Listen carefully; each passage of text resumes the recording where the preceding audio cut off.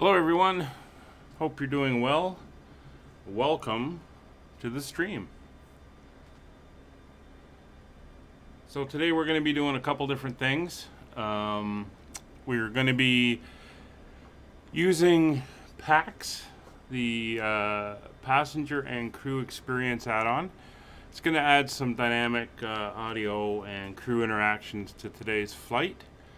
And we are also going to be checking out ORBX's Innsbruck airport on our arrival into Innsbruck. It's been installed. It looks great. So it's going to be interesting coming in and landing and seeing how all that looks. It's going to be an interesting approach. There is no ILS there, so we're going to be doing an RNAV approach. So everything's all set up and ready to go. We might as well jump on board and we will fire up the airplane.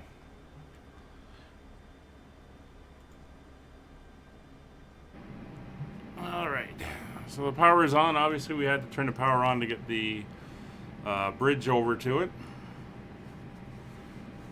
Well, let's start going down our checklist and we'll get the aircraft up and ready to go. So parking brake is set, chocks are removed, ground power unit is connected, throttles are at idle.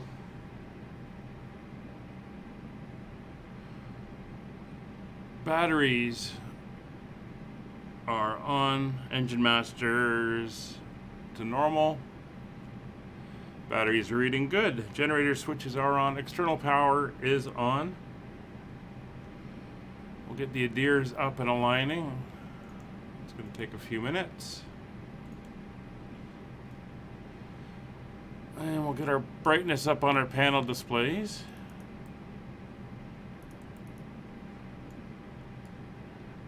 Do the first officer. Get the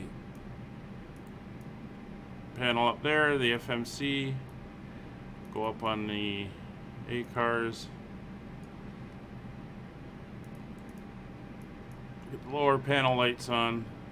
And the upper. Just helps define everything and makes it easier to see as we go through our list. So nav lights are on, panel lights are on, landing gear lever is checked down, flaps are checked up, and spoilers retracted. Fuel quantity is set, and we'll get the seatbelt signs on. No smoking sign on, and we can start up PACX and get everyone boarding.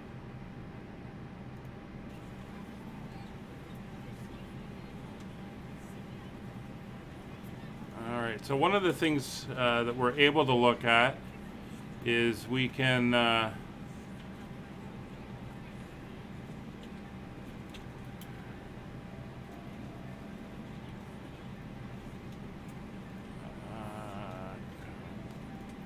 see if it's going to come up and do it.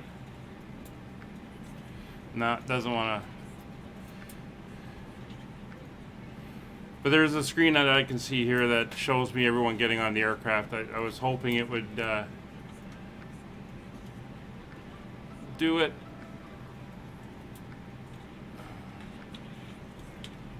Within Streamlabs, but it's not cooperating. That's fine. Everyone's coming aboard now.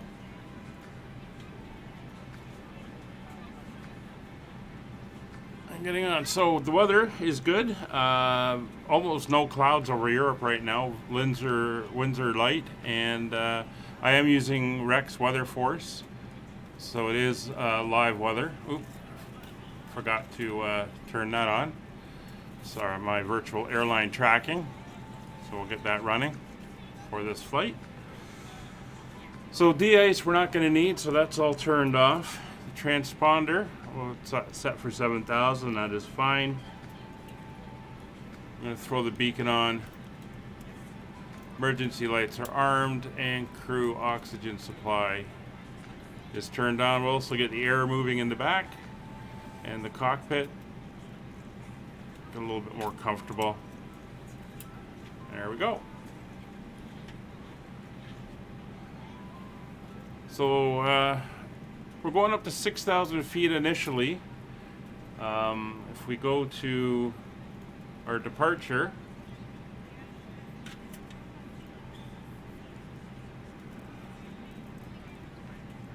you can see as we depart from the airport here, and we fly along the departure route out to Audvik, we have a maximum of 6,000 feet. So we're going to do that till we get to Audvik, and then we'll continue our climb out from there. And that's to keep us under approaching traffic coming into the London area. So that will be good there.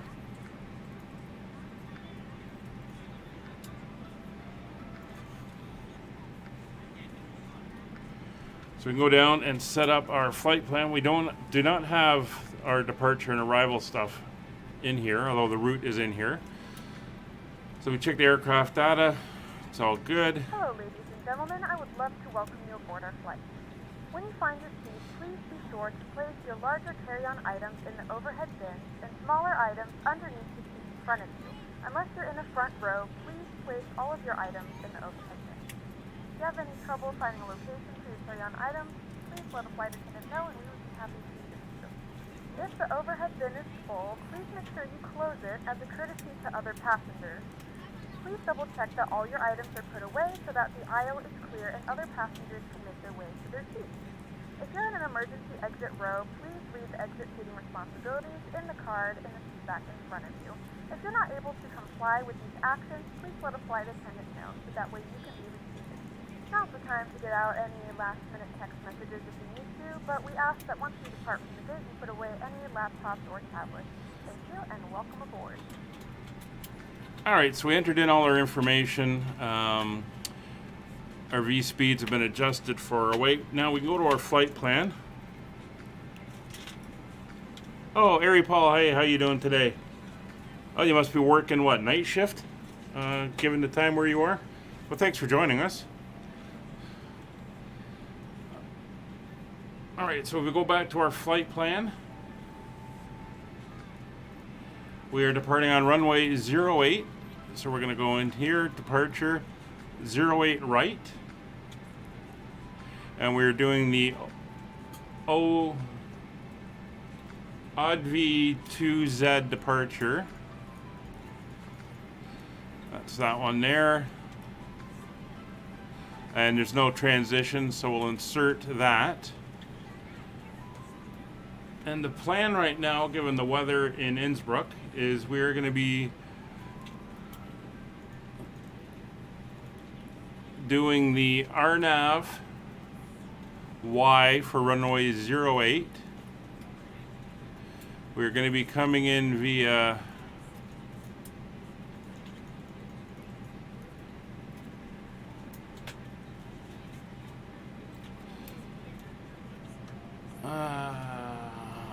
it's not giving me the option I want.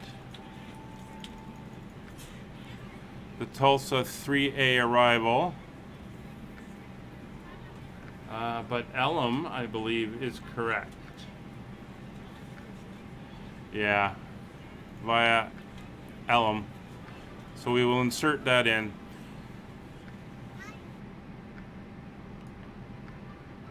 We're ready to go when you are. Oh, looks like we're loaded. We're 114 passengers today. ORBX has 3 load modes, instantaneous, quick mode, and real time. So that was 114 passengers on the quick mode. So it was rather fast. So I may switch to real time in the future just to stretch it out a little bit. Anyway, we'll go over to the plan. Take a look at our flight. Like I mentioned, it's pretty much straight out runway heading almost. And we're going to fly out across the channel and around, and then we make this loop, and then we fly down here, and this is where we come in over the mountains and slip into the valley to land down here at Innsbruck. So that's looking good. Put that back and go to our performance. Couple minutes to go for the IRS still, and get the final stuff loaded onto the aircraft. So to show you the route for today. Here you can see it. If I zoom in one more, yeah, it disappears. So here you can see we come straight across, cross over into Belgium, through Belgium, Luxembourg, Germany, and we turn south, cross over the end of Austria, and then come in and make that west and east corner and into Innsbruck. So, like I said, it's going to be a visual approach, and there's not a lot of clouds as the weather stands right now, so it should be good for seeing what's going on.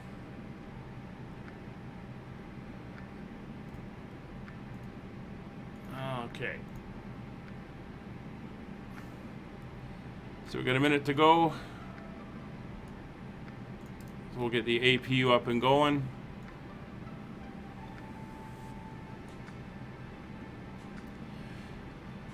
So with the virtual airline, I've got enough hours under my belt where I've been knocked up to the next level, and that has now opened up the 787 and the 747, both of which are available in Microsoft Flight Simulator. So soon we will start seeing some flights using that. Some bigger aircraft, some longer flights. So, I mean, some of the flights are 12, 14 hours in the 747, so that could get interesting. But we'll see how it all goes. All right, we are aligned.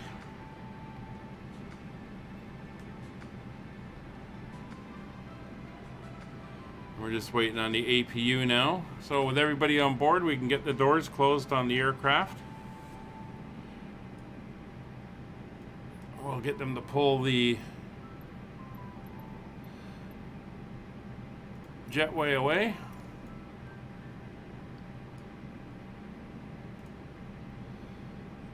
There she goes. Good morning, ladies and gentlemen, and welcome aboard Flight 416, which serves to Austria. Our flight time will be roughly 2 hours. Now that the cabin door is closed, please make sure that all devices are in airplane mode and your large devices are now shut down and stowed. Please fasten your seatbelt and make sure that all tray tables and seat backs are in a full upright and locked position for departure. Cabin crew, secure doors for departure.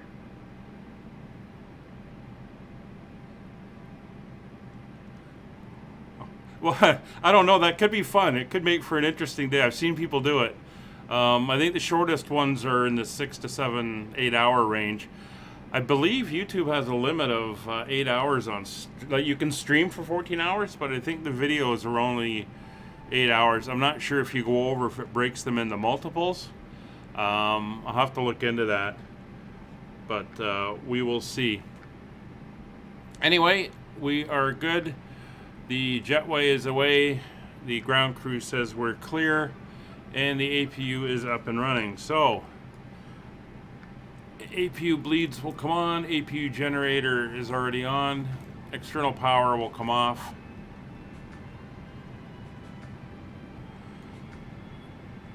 Thrust levers are idle. The area will be cleared by the ground crew. Fuel pump will come on. And we are ready for pushback. So he's coming in to hook up. We are going to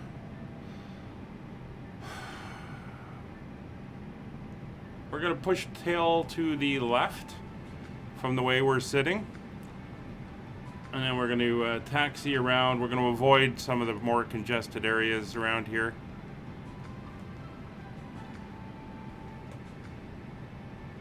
And then we'll begin our taxi. So once he gives us the nudge and we get positive push, we will disengage our parking brake and get ready to go.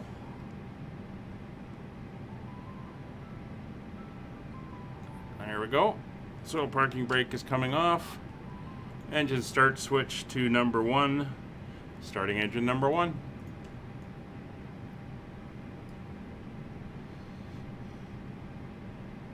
Ladies and gentlemen, please direct your complete attention to the flight attendants as they demonstrate the safety features of our aircraft.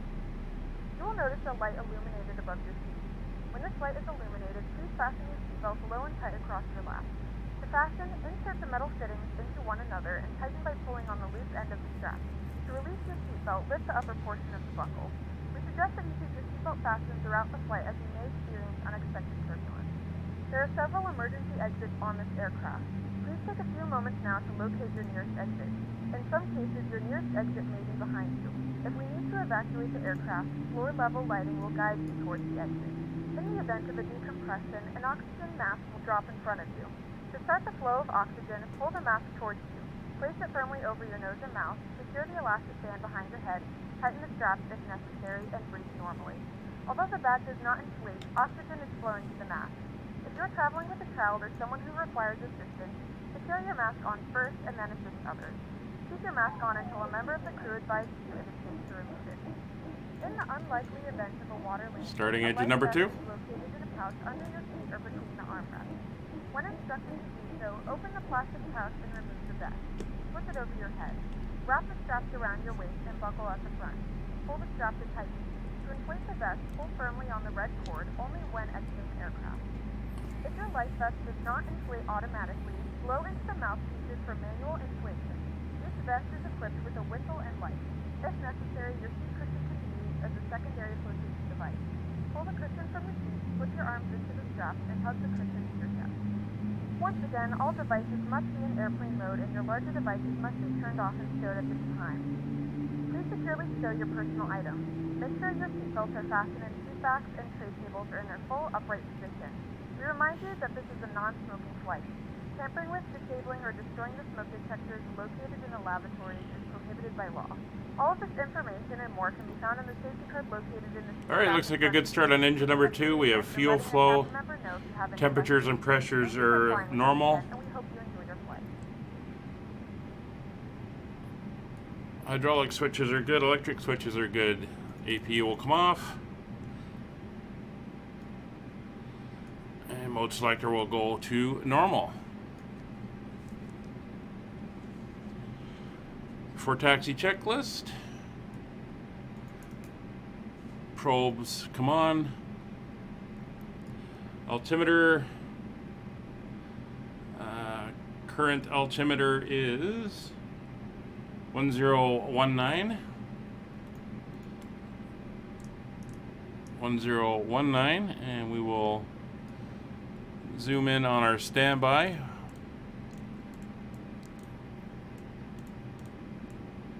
(1019) on the standby. So we're cross-checked. Standby instruments are set. Radios and avionics are set. Autopilot is set. 6,000 foot for our initial level. Flight director is on. Auto brake is on. Flaps 1 for takeoff.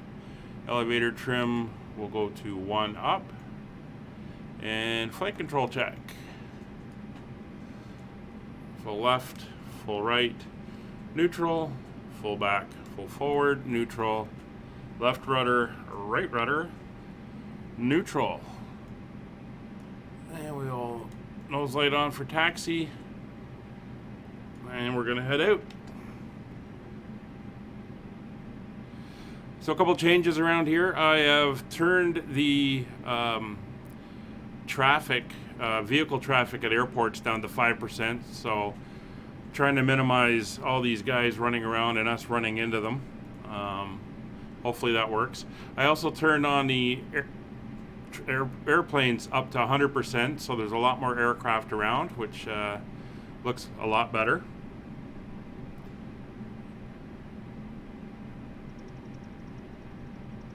One thing I am noticing over the last little while, I think since the last update, is even in idle, the aircraft tends to accelerate in the taxi, so it's not good. I'm sure that'll get adjusted at some point, but definitely shouldn't be doing that. Keep having to get on the brakes. So we're gonna head down here to Juliet.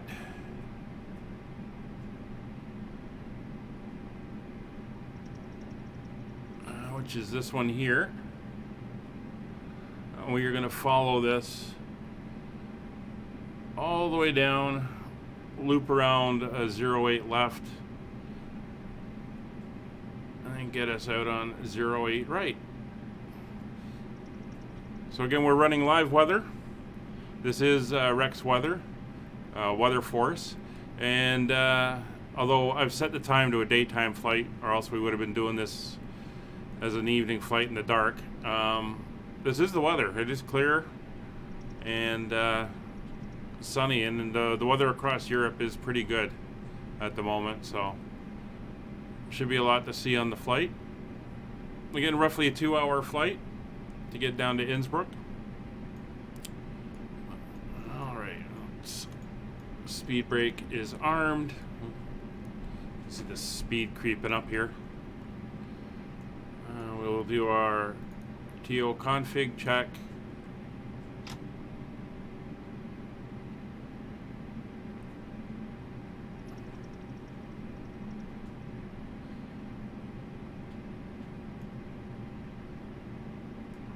And we'll get the flight crew into their seats.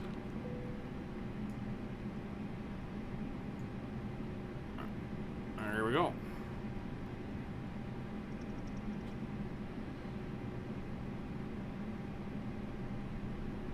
Oh.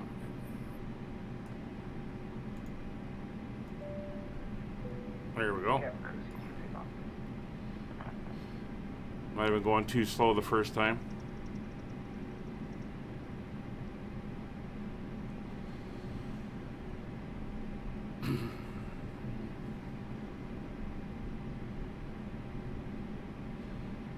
So generally there's a 20-knot taxi speed limit, and you can see that she just wants to keep accelerating, so a little frustrating.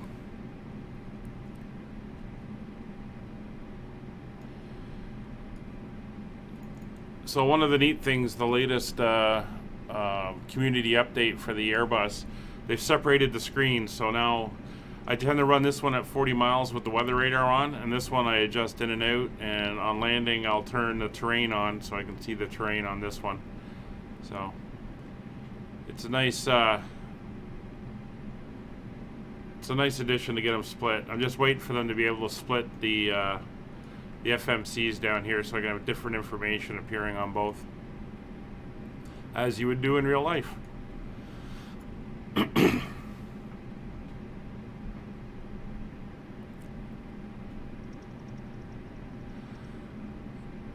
So we're slightly ahead of departure. According to our time, we should be departing in 5 minutes, so we may be a minute or two early getting out, which is always good.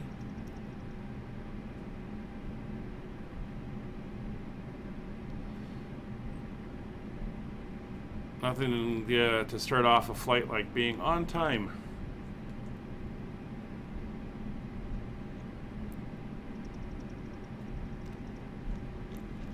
And today we are flying in the Austrian colors. You can see her there. I do like that paint scheme. It's very nice one. Not the standard paint scheme, I think it was a special one, but looks great.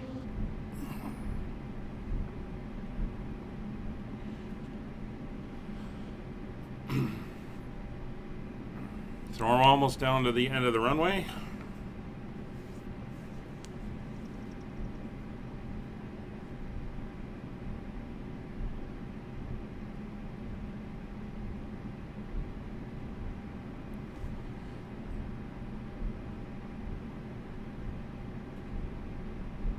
It's looking a little choppy again.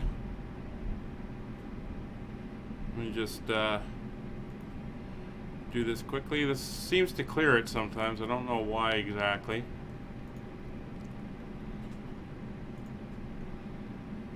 See if that improves it at all.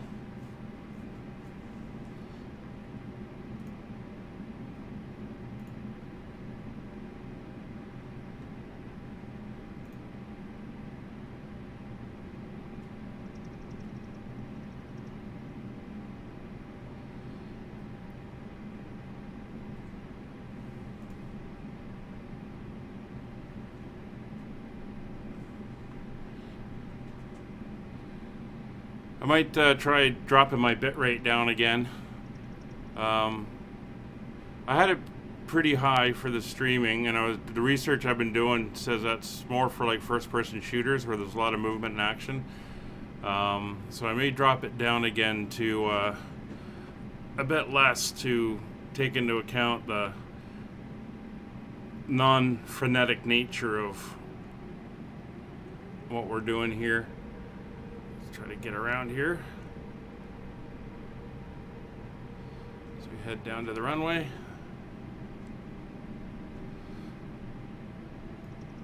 That's 08 left. And here is 08 right.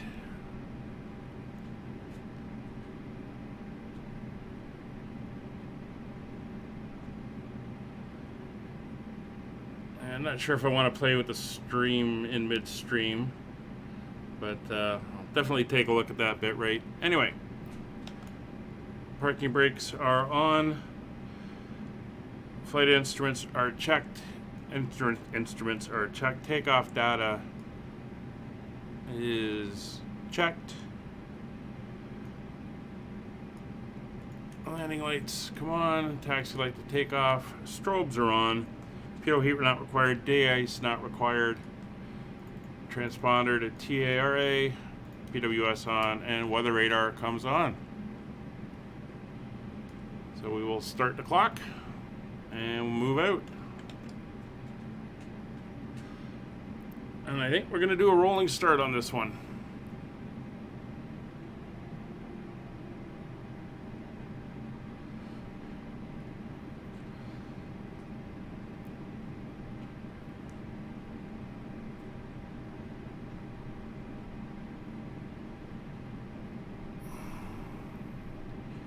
Runway 08 right identified.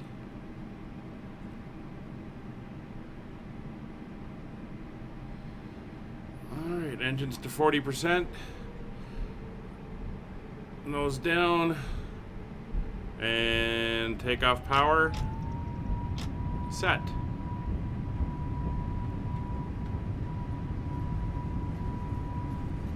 Alright, 80 knots. 100 knots. Neutral on the stick. V1. Rotate. Pitching up to 17 degrees. Positive rate. Gear up.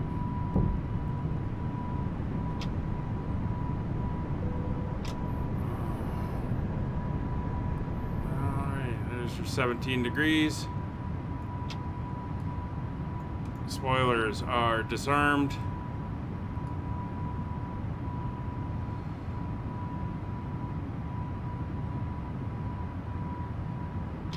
Throttles to climb mode. Autopilot is engaged.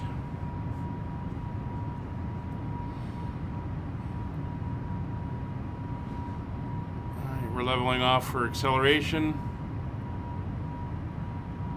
180. Yes. Spoiler or slats are retracted.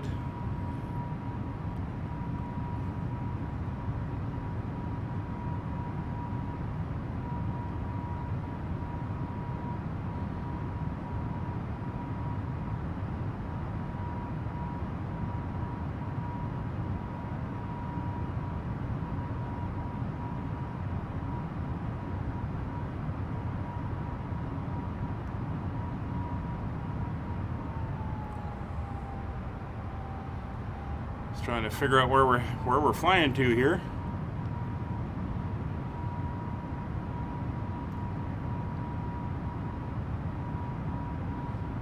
We're not going the way we should be going.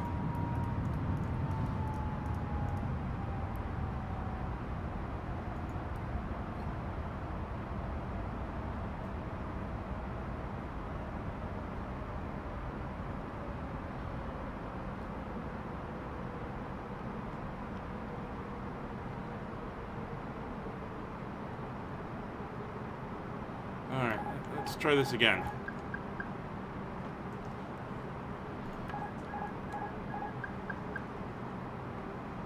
Alright. That was interesting. get her back on course.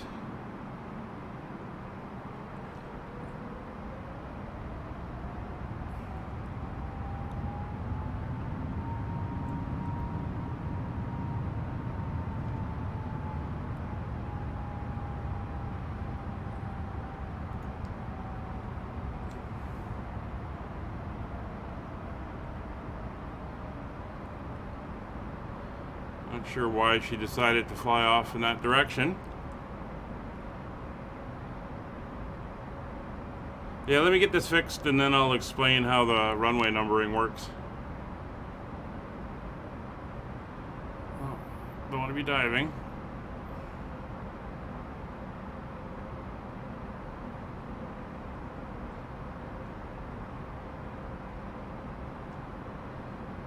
Alright.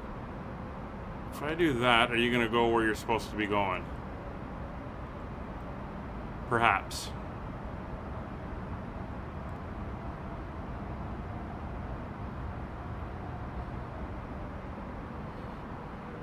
Alright, well, speed's coming in, altitude's coming in. I just need it to be navigating properly.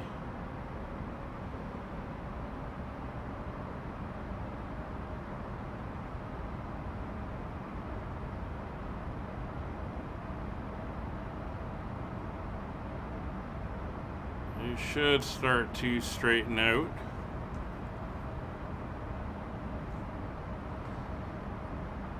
And head to KKE 10, which is our intercept point, so it's almost dead ahead.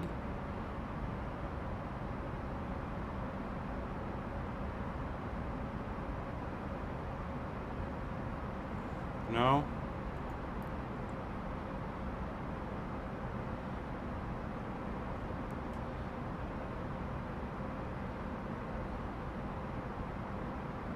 Well, we'll do it this way. What if I go into here and say go direct to there? Will you do that?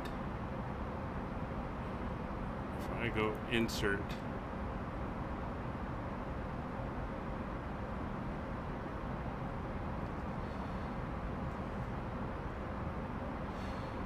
The joys of a not 100% functioning flight management system.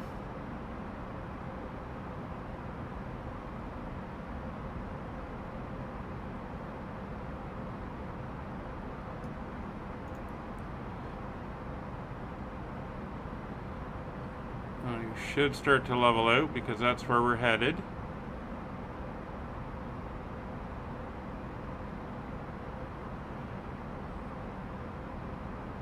You're not leveling out. Oh, yes you are. Okay, so it looks like that's back working.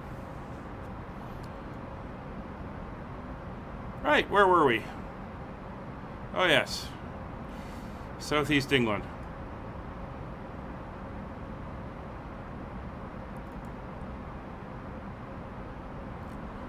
Let's see if it picks up the next one and we can start our climb. Anyway, how do the runways work? So the runway numbers are based on the magnetic compass heading. So if you had a runway that was heading magnetic east, 090 degrees, that runway is 09. Now there's a little bit of variance either side, 5 degrees. So if the magnetic heading of the runway was 087 degrees, it would still be 09. Same if it was 093 degrees. So a runway facing 221 degrees would be runway 22. So basically you drop the last number. The right and left is if you have more than one runway facing the same direction, like you have parallel runways. Some airports have up to 3. So you could have 09 right, so as you face the runway, you'd be flying that 090 degree heading. Runway 09 right would be the runway on the right hand, 09 left would be the left hand of the parallels, and if there was 3, you could have a 09 center. 09C would be the center runway. And that's basically the way they work. And given the fact that the magnetic pole drifts and angles change, there have been airports that the runway numbers have changed over time. So they've gone from 06 to 07, or the other way, depending on where in the world they are. So that's runway numbering. It's actually compass headings of the runway. Alright, so in 4 miles we can accelerate to, or begin our climb to our cruise altitude. Now that we're under the approach airspace for the Greater London area.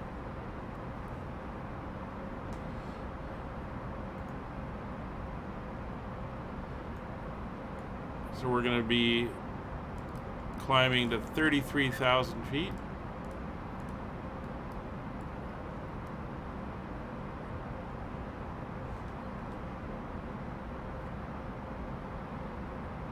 And hopefully this will click over to either DVR or Conan. I'm not sure which one it'll select. It's not going to select. Oh, there we go, DVR. So there we go. So now we can begin our climb to 33,000, and we're going to accelerate a little bit. You can hear the engine spooling up to keep our airspeed up, and we'll level again at 10,000, speed up to 280, and then we'll finish our climb up to cruise.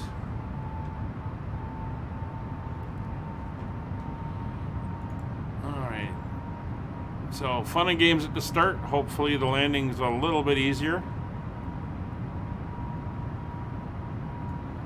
Again, just a gorgeous day right now over England.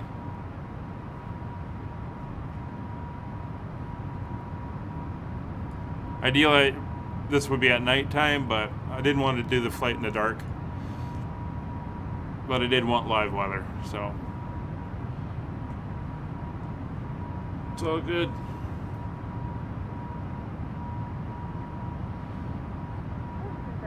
Now passing through 10,000 feet. You can now turn on your larger portable electronic devices. As a reminder, please keep your seatbelt fastened while you are seated and do not congregate in the galley or near the lavatory. This aircraft is equipped with onboard Wi-Fi. If you wish to connect to the Wi-Fi, you'll be directed to a page to pay a small fee for internet access. We do offer complimentary in-flight communications to our partners. Connect to the Wi-Fi and you'll be able to access our wide range of free live streams and music library.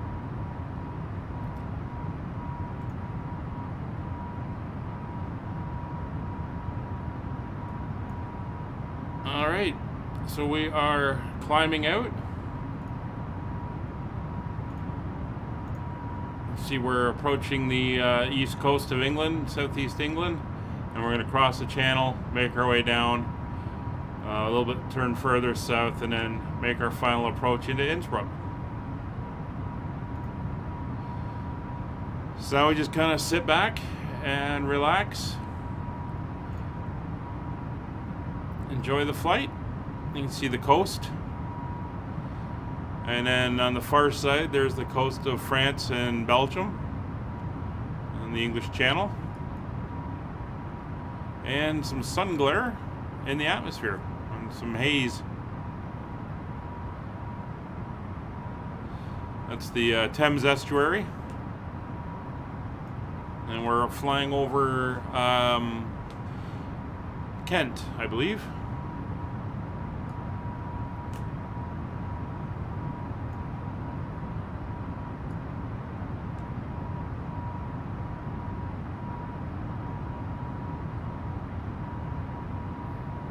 A little bit of screen tearing there, I can see as I move around.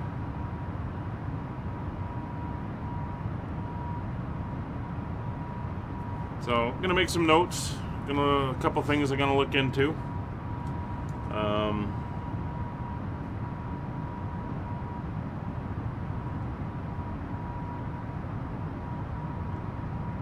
See what I can do to fix that up.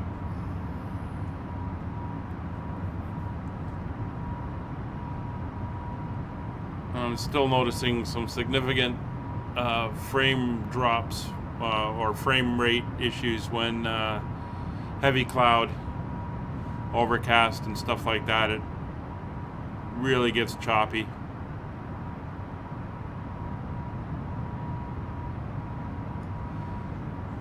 But it's good. Again, take a look at the aircraft. There she is.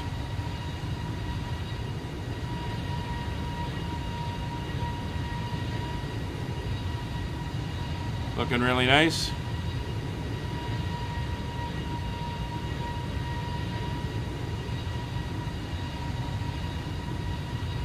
And I do like the, we call it over here the raccoon look.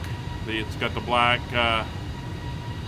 bit around the eyes there, or the cockpit. Pretty cool look for airplanes. Really stands out on light colored airplanes.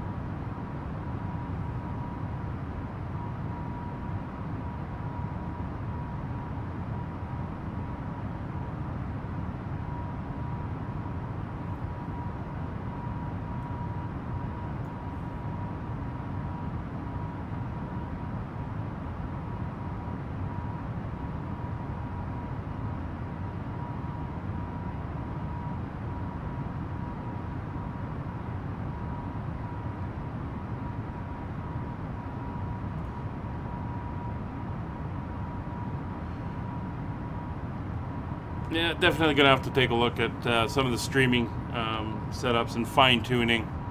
I think I got the sim fine tuned to where I want to be, but I don't know if it's going to work properly with streaming. So I'm gonna have to do a little bit more research into that.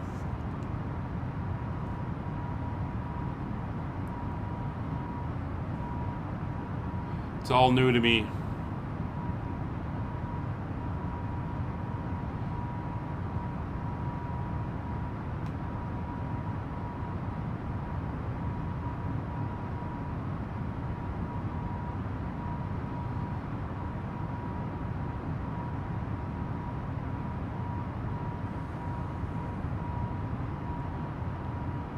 So another good news this morning, or last night, I got a phone call from a local aviation supply store that has all kinds of real-world aviation stuff and also simming stuff. And I was on a list for the Honeycomb Alpha yoke and the Bravo throttle quadrant, but they got yesterday they got a delivery of like 120 yokes, which is pretty amazing. But I had to go in this morning and I picked my one up. So it's sitting in a box in another room. I'm gonna look at it and how I'm gonna mount it. But for the throttle quadrant, which I'm eagerly anticipating, they still don't have a delivery date on those until February. Although saying that they were not supposed to get these yokes until late December, so they're like a month and a bit early. Hopefully the throttle quadrants will be the same. So it'll be nice to have a proper setup instead of this old Logitech joystick that I have.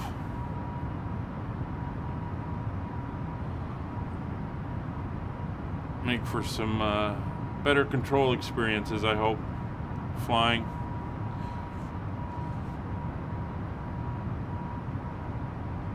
And the reason I went with that instead of the Thrustmaster Airbus stick and throttle was looking at the aircraft I'm going to be flying. I think a lot more of them are going to be yoke based. 737, 787, 747, some of the business jets and smaller stuff, CRJs and stuff. So we're went with that, and then the Cessnas and stuff like that. So it's all good. What I am looking forward to is maybe by the end of the year, though it's not guaranteed, is Aerosoft coming out with their CRJ 700. I think it's the 550, the 700, the 800, and the 900. So that'll be fun flying that one, a little regional commuter.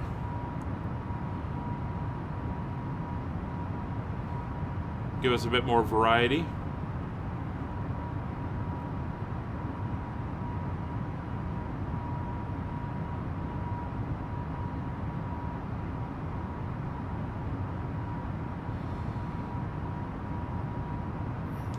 Just turned in over the coast now.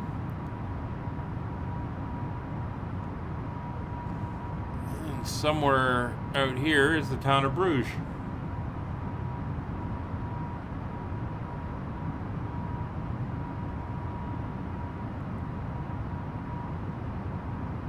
That might be it down there.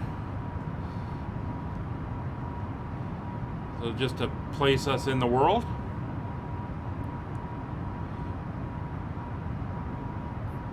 Well, you should hear the flight crew or the flight attendants coming back on in a second, letting everyone know we're at cruise.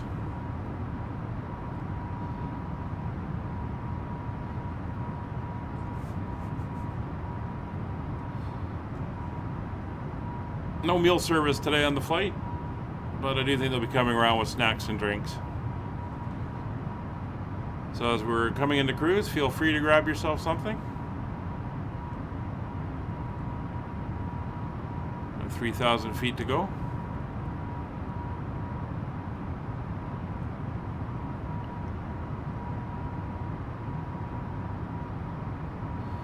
I like how it's got a top of descent marker here, one that's nowhere even close.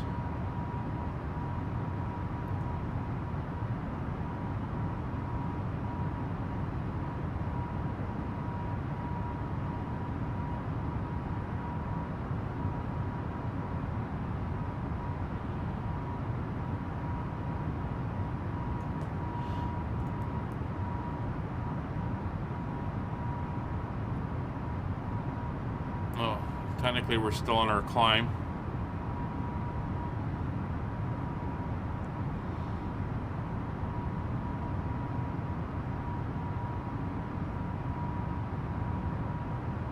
I'm still running the developer version of the A320 mod. Haven't gone to the stable version yet. Something I should do, I guess, but this seems to be working well. No issues with it.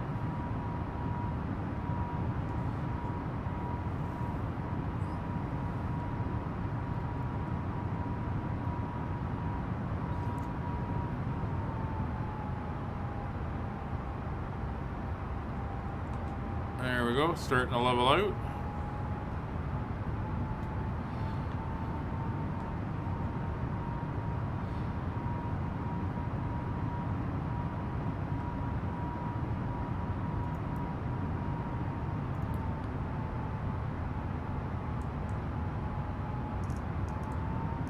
We're gonna crank up our cruise speed to Mach 0.81.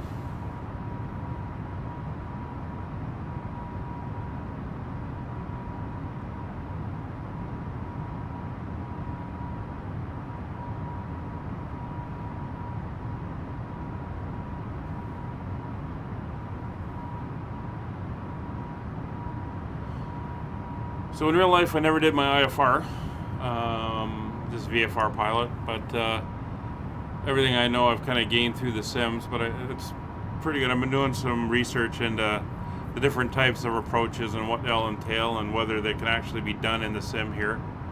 Stuff like back course localizer approaches and VOR approach. Well, VOR approaches you can do. I don't know what a GLS approach is. That one I've got to look into. I saw that. I've seen that pop up looking up some approaches into airports. So stuff to learn. It's all good. And the good thing is, I know a A320 pilot flies for Air Canada, so I've already gone to him with a couple questions about certain features and systems and stuff. It's good to have those resources. Let's go up one more notch. Should be good. So we got a bit of a headwind, which is odd for Europe, having a wind this strong, but I guess maybe on the ground it's the other way around. So 54 knot headwind. I don't know how much that's going to delay us, if at all. But our expected arrival time is 1 hour and 37 minutes.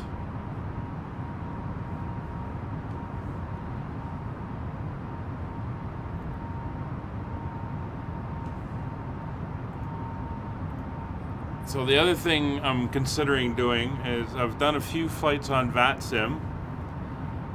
I may go back to... In a few moments, we'll be starting our in-flight service. We'll be serving complimentary drinks and snacks. Please look in your seat back for a list of complimentary drinks. Premium drinks are available for a small charge. If you wish to make an additional purchase, we only accept credit cards. They're starting snack service in the back. So I'm thinking maybe doing that. One of the things that the virtual airline I'm with have is they have their own server, and they do server events. In fact, they just posted they're planning a series of flights up to northern Finland for December. So I think it's 4 legs that'll hop all the way up. You take small GA airplanes, and it'll be flying up to Finland, which will be pretty cool.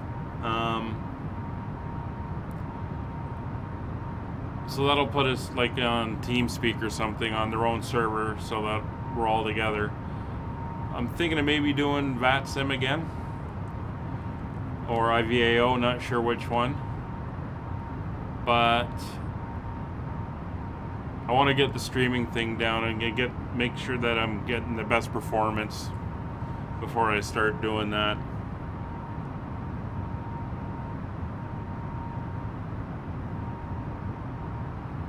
And I may go to streaming during the week as well, when I'm available.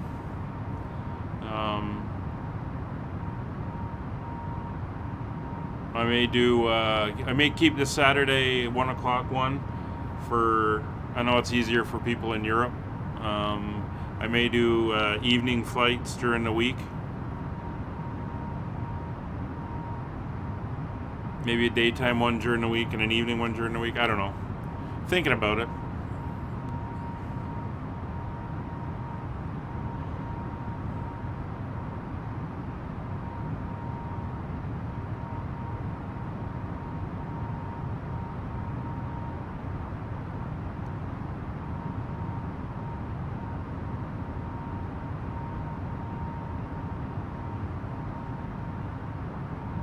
So we got some pretty long legs here, and what I've noticed in some of the flight planning, I use SimBrief when doing the flight planning, and the SimBrief flight plan adds in all of the waypoints along an airway. So it will say go from, like in this case we're heading up to Amasi. So say the previous one was House. So it would say here it goes from House to Amasi, but in SimBrief it shows House to Amasi, but then it's got the airway in there. So it may say Victor 119. The thing is, on Victor 119, between these 2 points, there may be 7 or 8 different nav points that you're hitting. Microsoft Flight Sim isn't putting them in. So it's going like direct between some of the major points, but it's not putting in the smaller intermediate points between them, which kind of fill out the route. Just something I've noticed as I've been playing with it.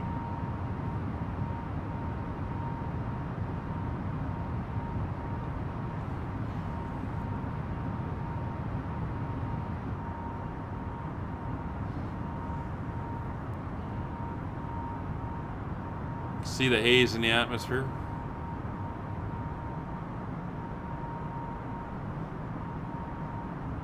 Of course, wintertime in Northern Europe, you got the sun lower to the horizon.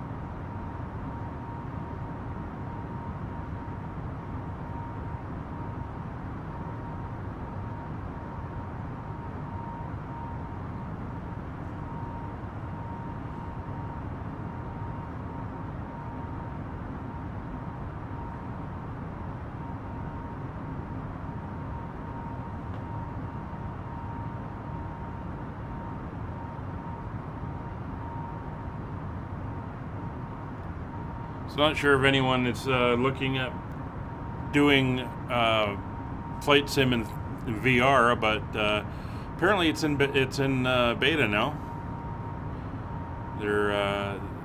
They've got a group of people.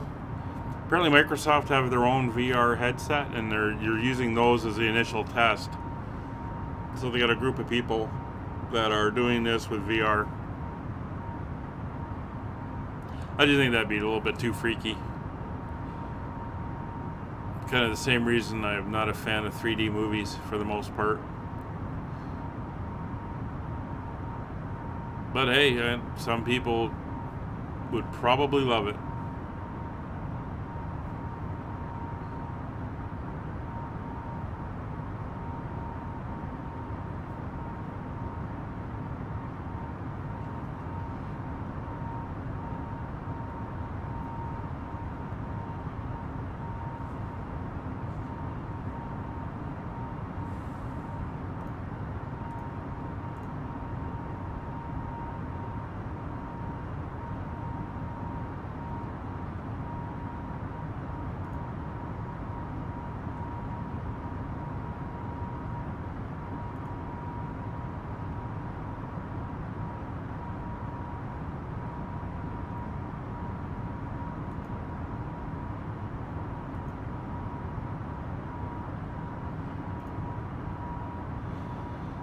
Okay, so I've just been playing around here. I've got the PACX working.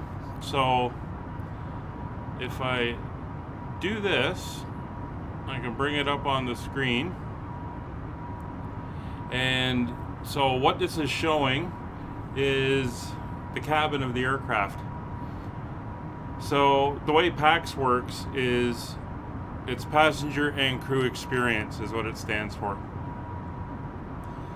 So not only does it add sounds like boarding and deboarding and announcements and stuff like that, is it monitors all the passengers. So this airplane can take 150 people. We have 114 on board, so you can see there's a few empty seats. And every passenger is modeled. There's two flight attendants. You have the galley over here and the washroom over here. And you can go pick people and see what they're feeling. So if we pick this person sitting back here, this is Andrew Fowler. He's a male. He's on a business trip. He's 22 years old. He's feeling all right. He's eating. He's drinking because he just did the snack service. He's a little bit tired and he's sitting with his seatbelt on. If you go over to this one, which is a little bit orange, this is Clayton Cox, again, a male businessman, or is on a business trip, 25 years old. He's feeling all right. He's a little hungry, a little thirsty. He was one of the first served, so I guess he's didn't get enough. Somewhat tired, sitting with his seatbelt on. Now we're going to go to somebody that's nice and green, like here. Alvin Peters. No, he's not hungry, he's not thirsty, he's content, he's traveling on leisure, he's a male. So it monitors them, and what you can't see on my screen is I've got like an 80% satisfied rating right now. So there is a career mode you can go in this, which will show every flight you do and passenger tracking and all that type of stuff, which is fine. You can also just pick people by name. Jessie here, eating and drinking. She's down here by the window. Let's see who would have this view over the wing. Probably you or you, Casey Carpenter. The other thing you can turn on, which I have not turned on, is incidents. So you could be flying along and you get a incident of somebody sick. So they'll get a hold of you and say, "Oh, somebody's sick. What do you want to do?" And you get options. Do you go land? Do you divert? All that type of stuff. So there's things like that that'll pop up. and you can have to deal with it. I guess maybe equipment failures as well. I don't know, but cool if you're into that sort of thing. I just like the additional experience with hearing the announcements and the passengers and stuff, and seeing them board and disembark is pretty cool. Of course, this is a small airplane. There's a whole list of planes you can choose from. So the bigger airplanes, it takes longer for them to get on board. You got more people to worry about. Nice little add-on.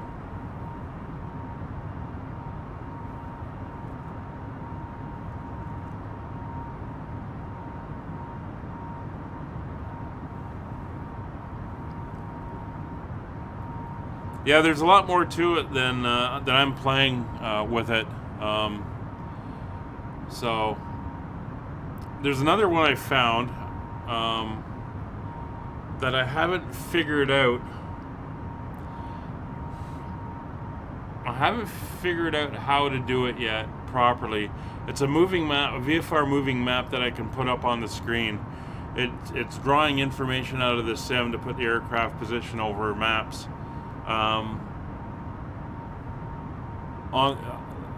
It generates it through a web browser. Now I can go into the web browser to the same link, and I can zoom in and out, and I can change things, but that doesn't show up on OBS because I think OBS is pulling it raw, and I can't change anything in the display once it's in. So I'm not sure about that one. I'm playing with it as well, trying to figure it out, but I could always just bring up the nav graph, like here. You know, if we want to show where we are, we can take a look, and we can see it. If we zoom in a little bit, our current location on the map.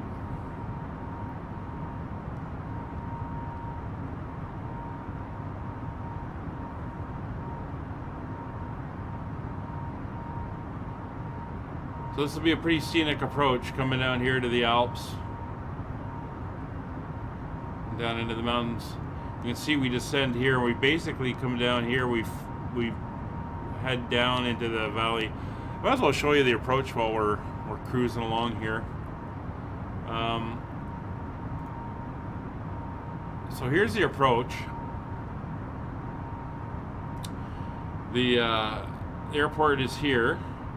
And you can see the mountains and the terrains here, 11,400, 13,200. So it's a pretty steep mountain. So we're going to be coming in from up in this direction. We're going to come down here to Zebix at 13,000 feet. And then we're going to turn for Elmem at 13,000 feet. And Elmem is the start of our approach. So when we go in here to the approach, we're going from Elmem, and we fly basically eastward to was it WI 811, and then we start stepping down. So if we come back a little bit, so at WI 810,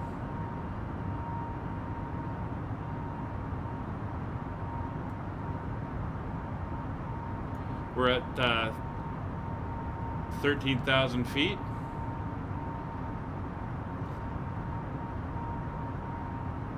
And then at WI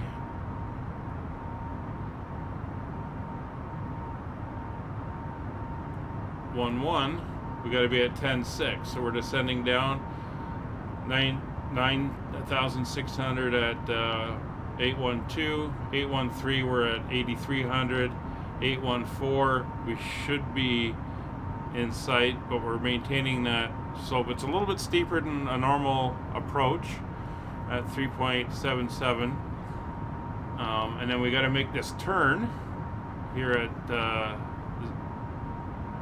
006, and then we got to fly this way to 005, and then we fly into the runway. So we're flying it down a valley, basically. That's the approach we're doing. So you imagine doing this for the first time at night. I was worried there was going to be cloud. There's not, according to Rex Weather. But that could be interesting. So it's going to be an interesting approach going into Innsbruck. So that is the plan when we get there. Well, we've still got a bit of a ways to go, circling around down towards Munich and then over.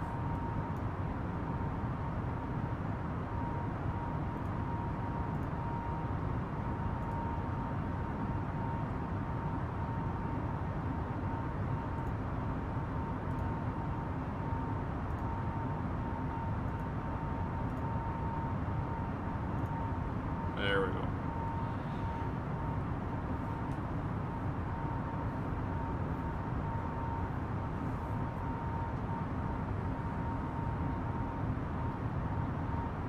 We're just about to cross into Germany now.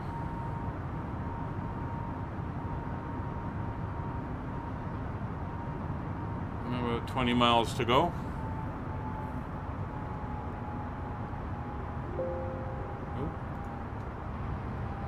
There we go.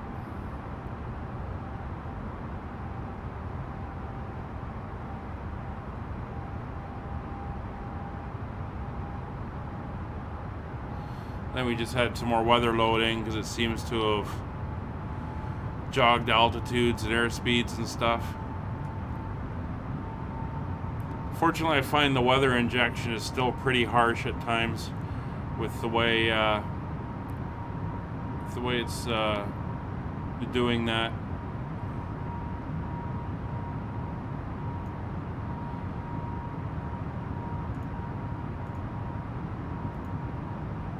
There's no smooth transitions because the weather it's injecting we're currently getting from Elsenborn Air Force Base, EBLB. So how far away is it from us?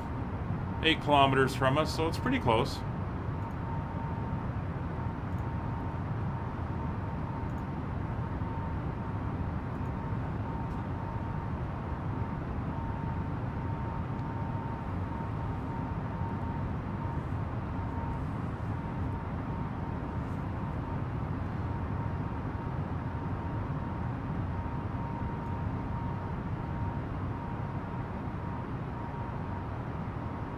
Not much going on this side of the cockpit. Pretty flat countryside. I know when you're on the ground it's more rolling hills and stuff in this area, but a lot of rivers, a lot of forest, fairly flat.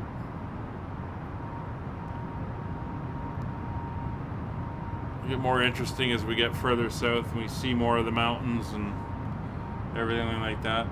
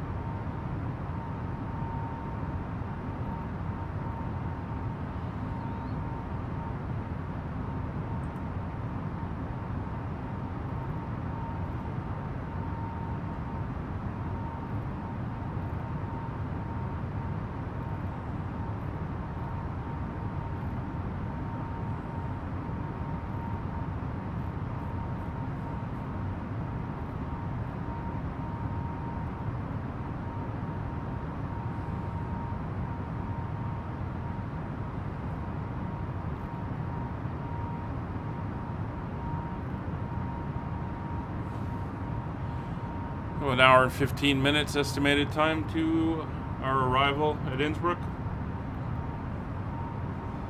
We're just chugging away here.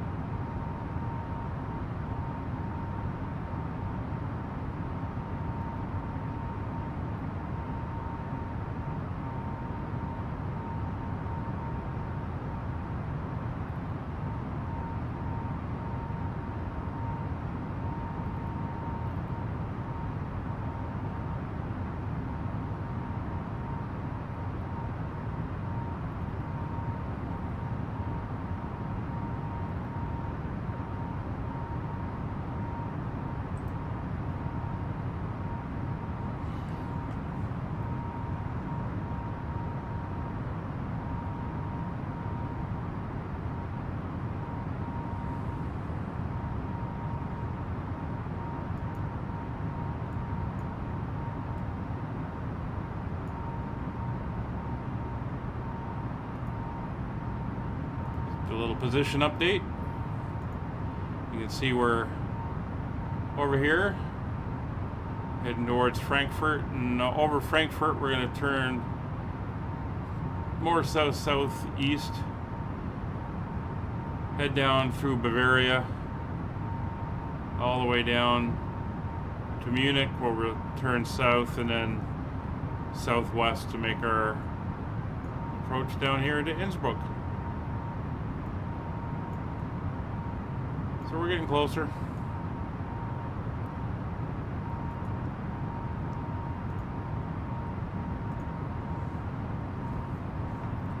And the weather is still spectacular. No clouds.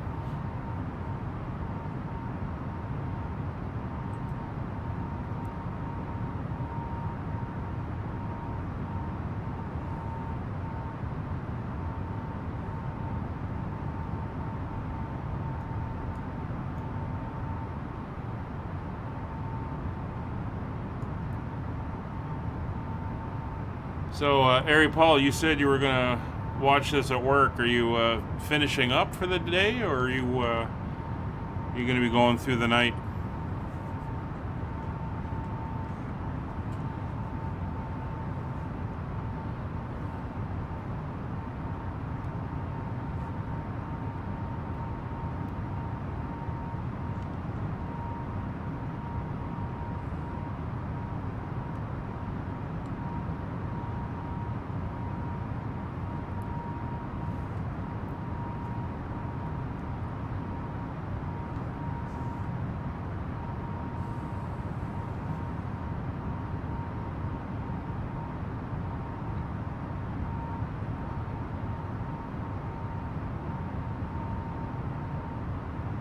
So while we're cruising along, I'll just throw out my kind of obligatory once in the video self-promotion. So this is a new channel we're starting, all Microsoft Flight Simulator stuff. I may throw in a couple other things if they look interesting, but trying to do Microsoft Flight Simulator. So if you like what you see, if you want to help promote it, if you want to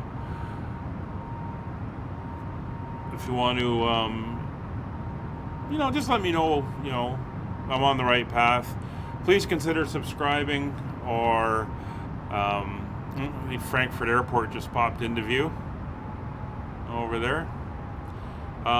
Subscribing, commenting, always looking for feedback. Throwing a like on the video helps.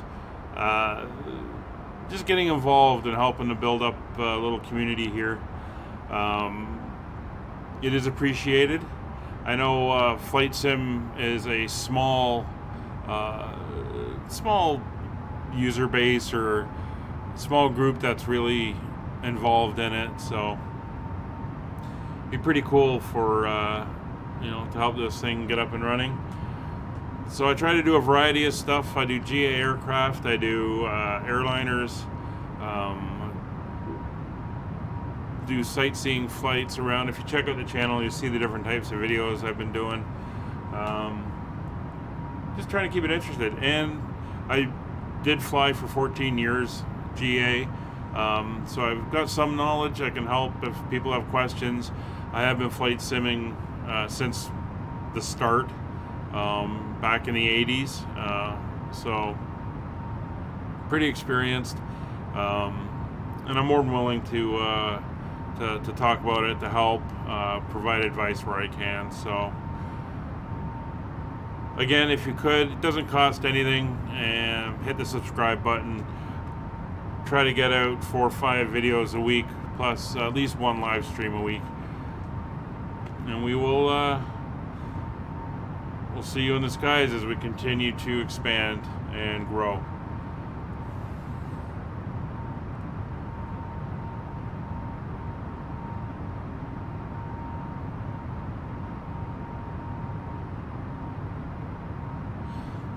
Okay, so you must be about, what, 6 hours ahead of me then. Well, I hope you had a good day.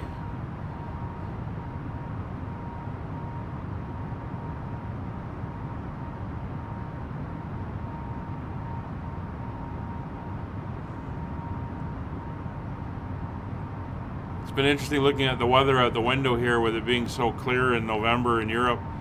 We've been in the middle of I guess it's been almost a week and a half now of a kind of heat wave. When I was out this morning, it was 14, 15 degrees, and it wasn't even 11 o'clock yet. Sure, it won't last long. I mean, this is Canada, and we've been known for cold winters. Usually we get 2 or 3 occasions of minus 40 during the winter. So I'm sure the temperatures are going to start dropping soon, but right now it's great, and it's supposed to last through till, I think, Tuesday or Wednesday. They'll probably turn at that point, because although we have had some warm days in November, December over the past few years, it's got to go at some point. We got to get into the more wintry, typical weather that we get here.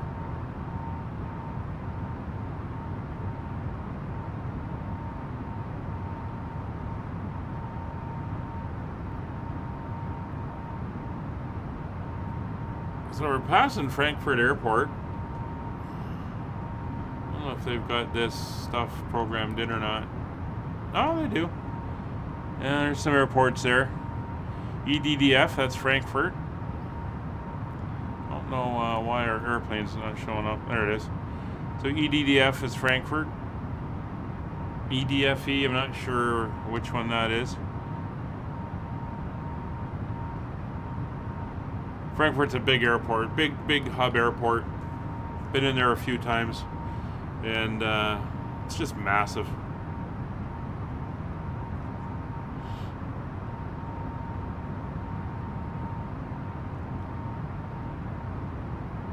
Vienna, Austria is a place I want to visit, but I've only ever been to the Vienna airport once. But I did get to see the entire airport. Flew in. I was actually flying over to England, and I hopped over there. It was a more convenient time for me to depart. Flew on Austrian, and we flew from Toronto to Vienna, then Vienna up in England. And my flight from Toronto landed at the the end gate at one end of the terminal. They've only got one big terminal. And my departing flight left from the far end, so I have seen the entirety of the Vienna terminal, as I had to walk between them the entire length of the place to get to the other flight, which was pretty good because they changed the aircraft, and I got so far it's been my only ever flight on a Fokker 100. That was a nice surprise. We got to walk out on the apron from the bus and walk right up the air stairs at the front of the airplane, which I love doing.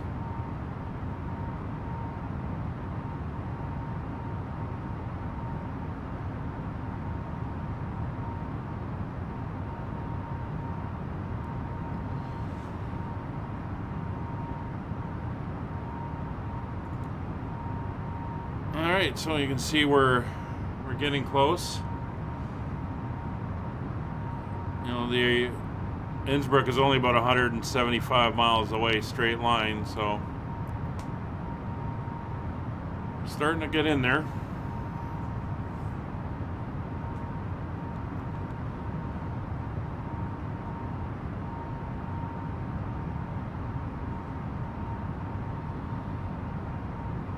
Let's check on the crew or the passengers.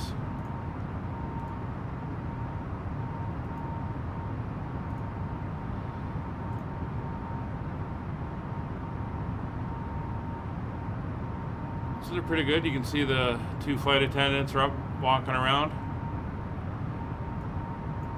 See if there's anybody that's really not happy. Well, you're pretty orange. What's wrong with you? You're all right, but you've gone orange. You're tired. Well, close your eyes. Hungry and thirsty. You were hungry and thirsty right after they did the snack service, so. And it's not like you had to pay. The basic stuff was complimentary. So Clayton Cox, you should have taken advantage of it. We got a couple people at the back here. You're thirsty.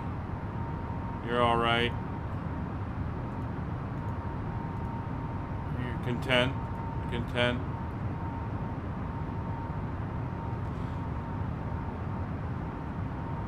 Well, we're not that far away now, and we're going to be landing early probably by the looks of it.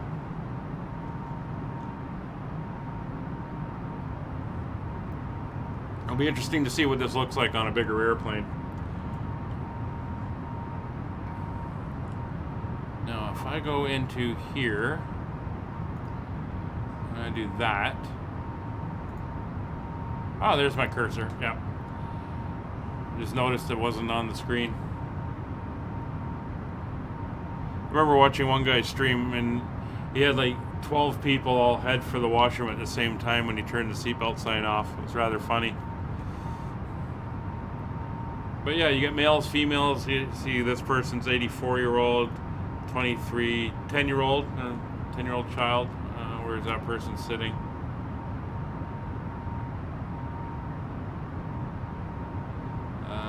Why don't I see you, Angela? Where are you hiding?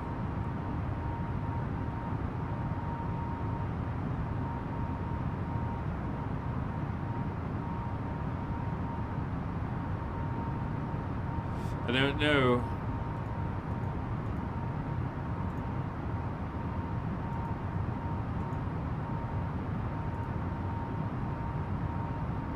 It's not showing for some of them. But you're hungry and thirsty as well. I don't know why you guys weren't taking advantage of the food. You're really hungry and thirsty though. You're actually hangry.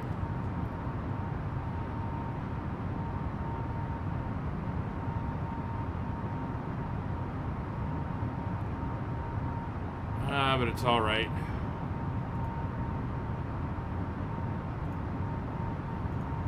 He'll be on the ground soon.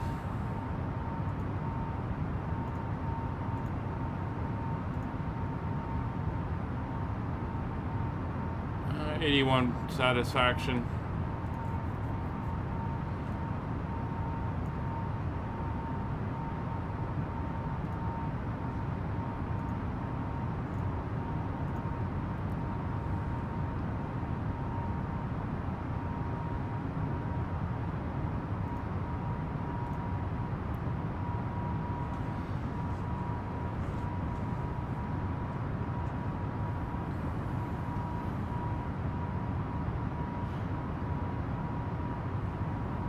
I think we had another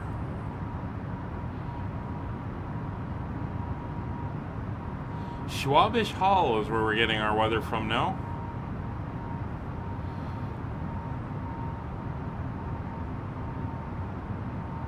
Winds are out of the east. Broken cloud at 100 feet, broken cloud at 300 feet, broken cloud at 6,500 feet. And that's 43 miles away from us. I saw the little judder as it loaded in. You can see the clouds now coming in. So things may be changing out towards Austria.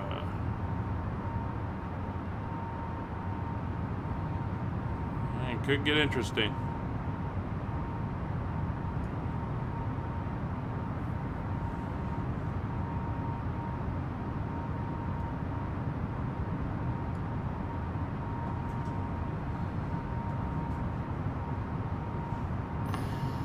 Although I'm not getting any weather radar.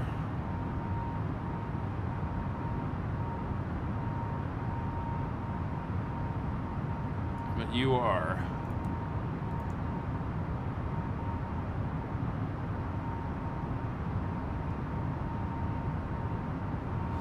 Interesting.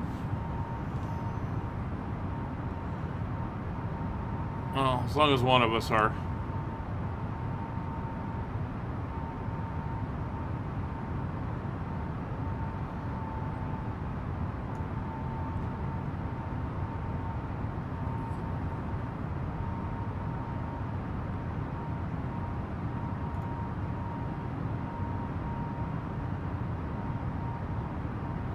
It's still showing clear skies in Austria, and a little like a snapshot of how it's looking. So we will see.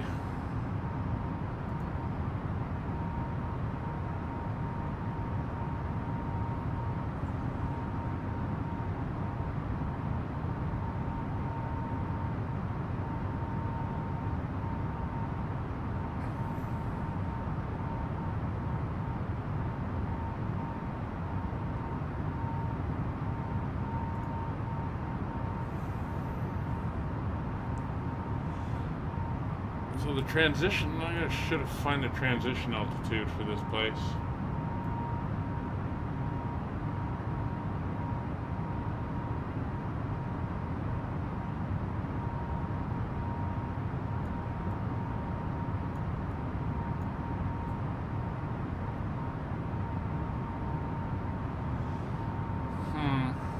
Doesn't say on there.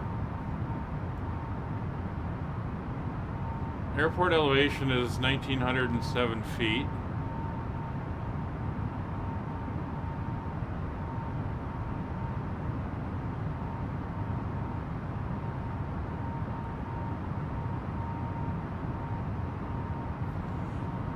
The highest hills are 12,000, or the mountains are 12,000.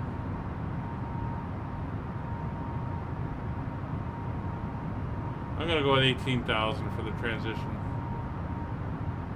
There's nothing on any of the charts that I have anyway.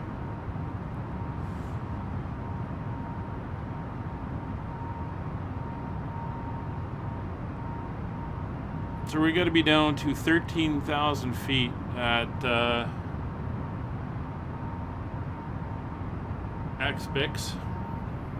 Zerkbix. I guess that's how you pronounce it, Zerkbix. So that's 20,000 feet we got to descend.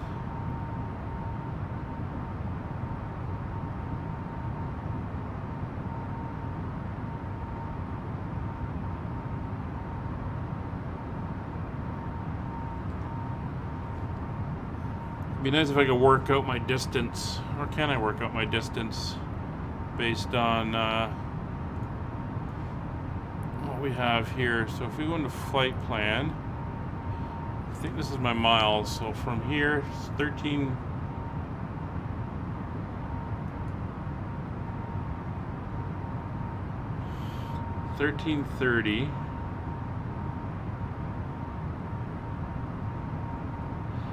So that's showing me distances.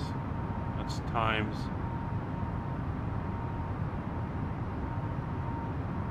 So we're going to be at Wild at 1330.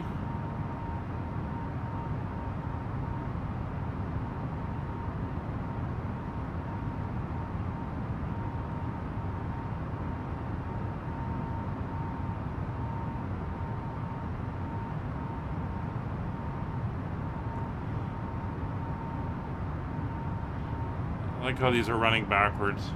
This is so wrong. So wrong.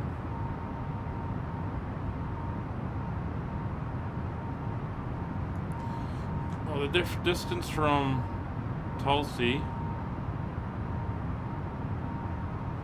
to Zibix is about 20, 40, 50 miles.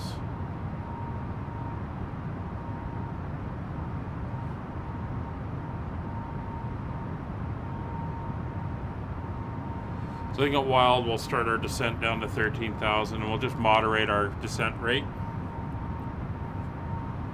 as we go.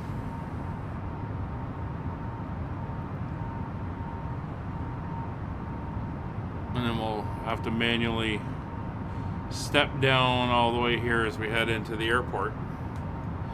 And it is clouding up. Great. I mean, it's visually nice looking, but first time doing approach into Innsbruck. It's going to be interesting. And again, this is the ORBX Innsbruck, so it is the third-party custom airport. So it should look pretty nice. The thumbnail photo I took in there when I was checking out the airport. So it does look nice, I'll say that.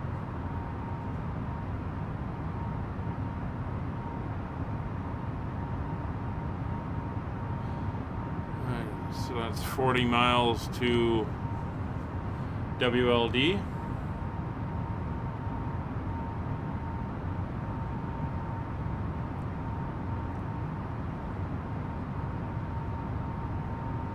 Trying to, if I stretch that out straight line, yeah, I'll start at 1,200 feet per minute descent.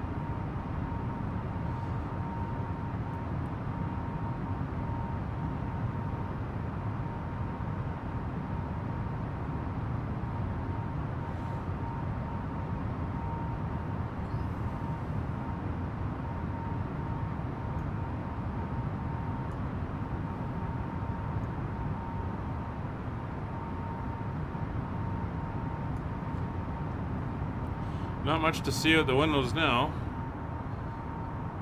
Just some cloud.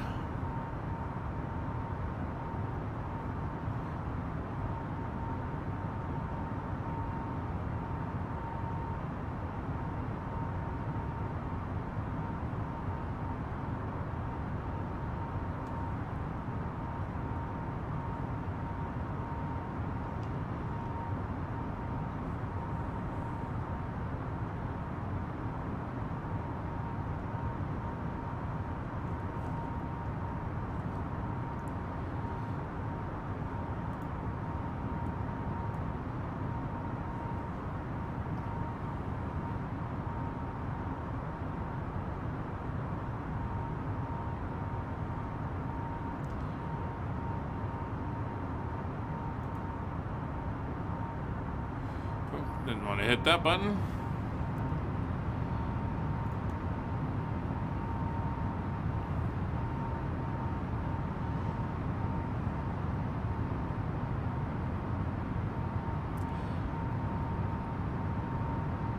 Fuel's good. Overloaded on the fuel. Although I will say the GitHub A320nx project guys have done a good job at adjusting the fuel burn to something more accurate. I'm always worried I'm going to be left short. And I have the videos. Oh, weather update. So we're now with Augsburg, which is reporting the scattered cloud.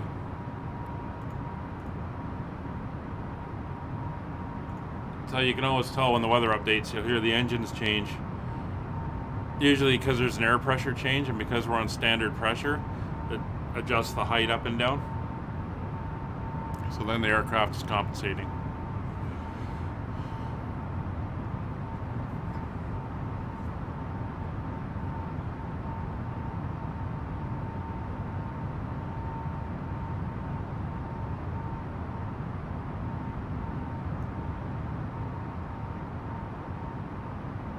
Still a lot of haze in the sky, though. So anyway, yeah, I've got there's a couple videos coming shortly of some where I fly this thing for some of its longest flights. One leg is over 7 hours in the A320neo, and the fuel burn was pretty good. I mean, I was getting a little nervous towards the end as the fuel was really getting low. After having taken off with full tanks, but I'm still a little nervous about it. Trying to estimate how much fuel I'm going to need. Alright, so we're almost at wild, so we're going to set 1300 as our target.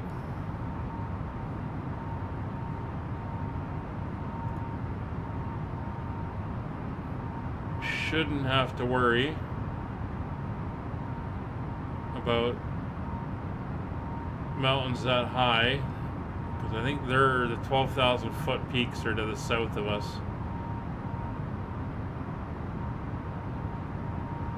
and everything's showing minimums of 10, 11,500. There's one 12,000.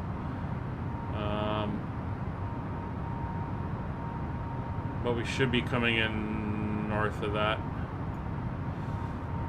So 13 should be good.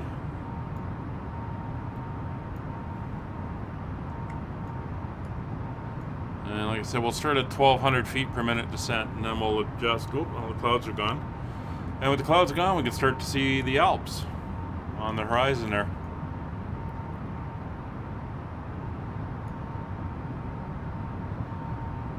Alright, we're heading to our next waypoint. So we're going to start the descent at 1,200 feet.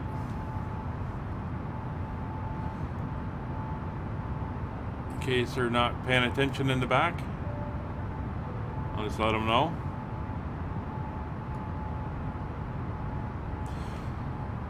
So I don't know. Hey, Ari Paul, have a safe drive home, and we'll see you on the next one. Take care.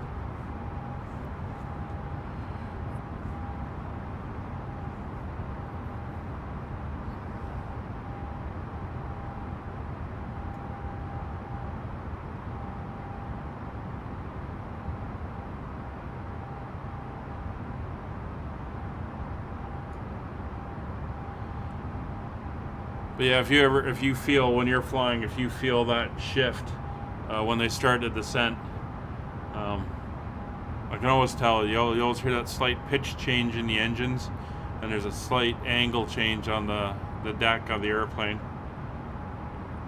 God, this is going to be hazy going in there.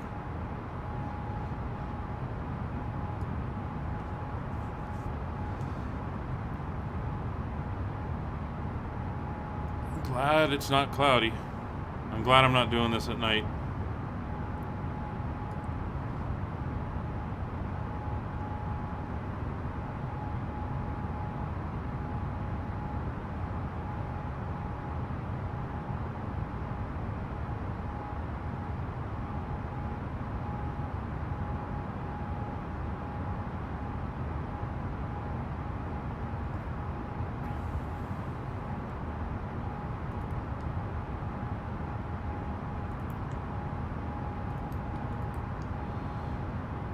Sometimes airports show up, sometimes they don't. There's a big airport down there. It looks like, I'm trying to read the name. Pfaffenhofen an der Lim. And then Munich is over this way. So we're over Bavaria. Been there, nice place. Lots of forest. And of course you get the southern Bavaria, you get the Alps and the mountains. Food is phenomenal. Had a blast while I was there. Let's go over to the other window, take a look out, see what we can see. Yeah, there's Munich is right down here. So we're coming around, and then we're going to turn south, and then we're going to cut in, and then go down into those mountains. Going to be interesting.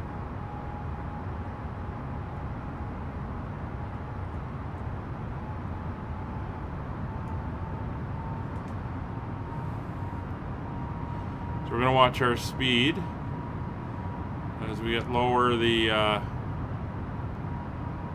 air pressure rises, which means the Mach speed changes, which means our red line gets closer. So we've got to pay attention that any given Mach number will be higher the lower we get in the atmosphere. So you can easily red line. We'll go back to 7.6 for now.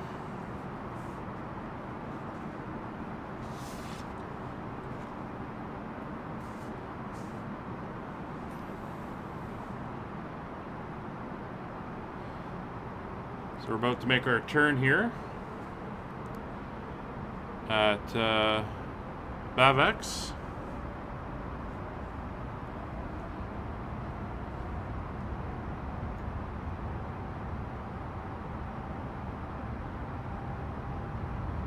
There we go.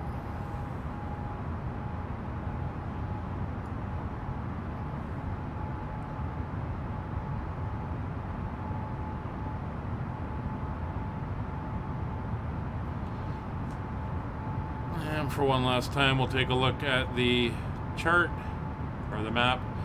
See, yes, we're coming around Munich here. I'm gonna go south, and then we'll make the turn here, and then pick up our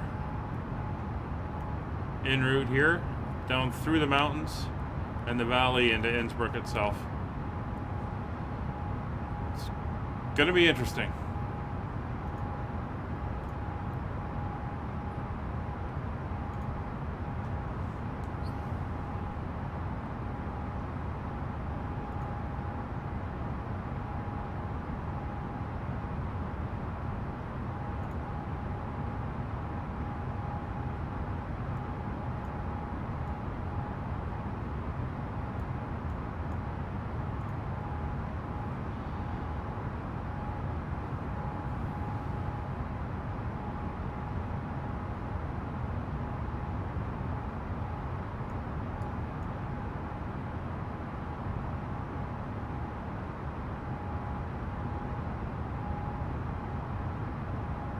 Good thing is, given the time of day, we're not flying towards the sun on our final approach into the airport, so all this haze and stuff shouldn't be too much of an issue. It'll be behind us.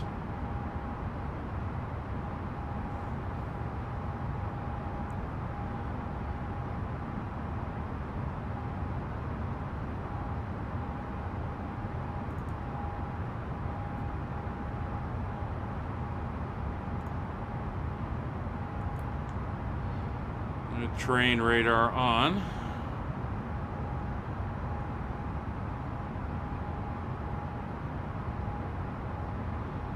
And we're going to be coming in through the mountains.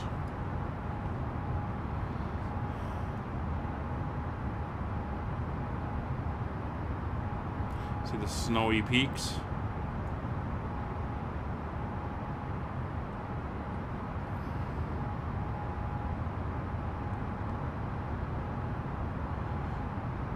Won't be any approach mode today. It'll be all manually adjusted as we go in.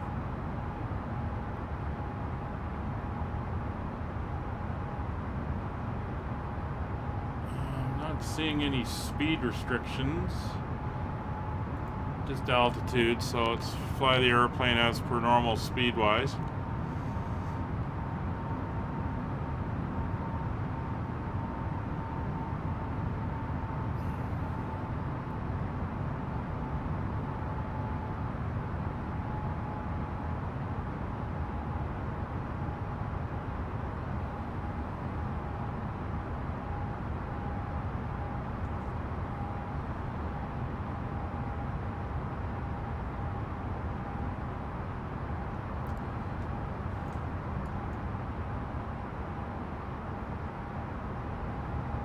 All right.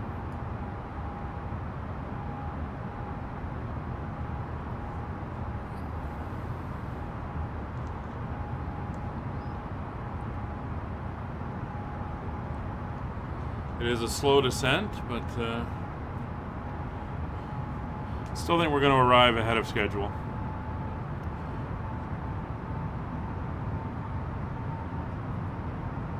PACX is saying 40 minutes. Should be ahead of that.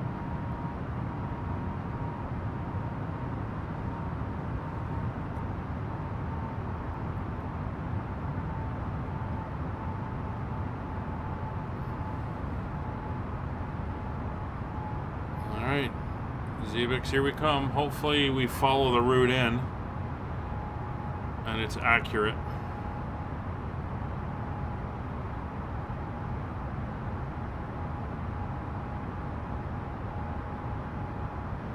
I'm going to be watching like a hawk.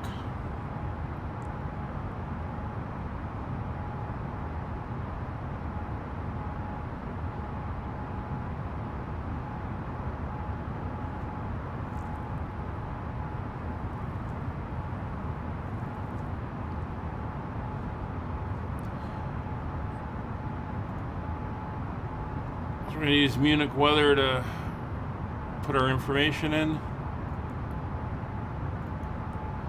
So QNH is currently 102. Oh, there's that. Yeah.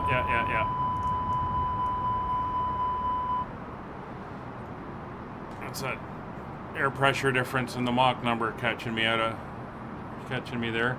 What did I say? It was 1026. 1026. Temperature currently is 4 degrees. 4? Yeah, 4 degrees. And winds are variable at 1 knot, so I'm going to put 0. Transition altitude is 18,000 feet. And decision height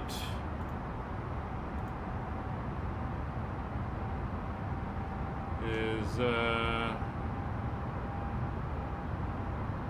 7,100.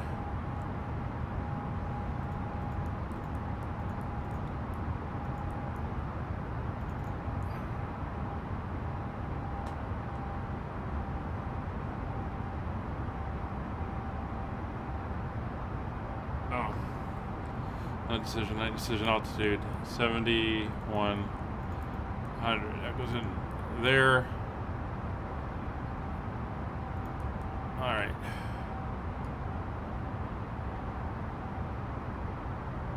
Yeah, I don't know why those are out of order.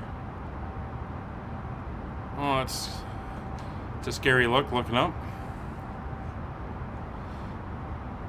So we should go from 12 to 13 and down. So I think I'm going to take manual heading control as we do this. So I'm going to bring you speed down to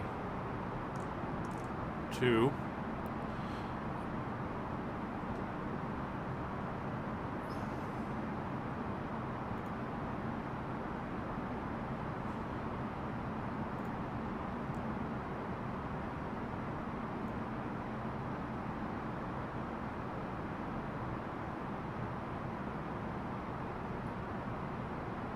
It is pretty beautiful.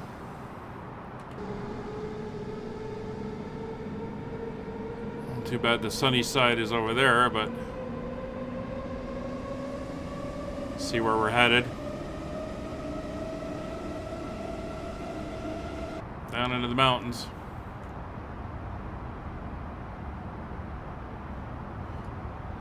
So 30 miles, 5,000 feet should be fine.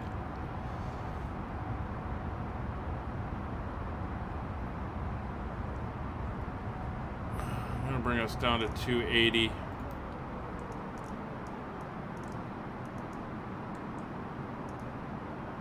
There we go.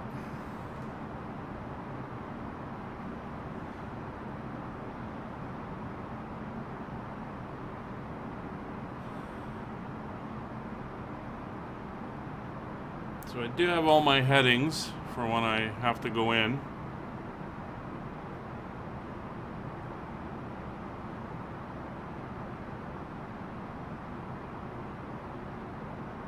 So I am going to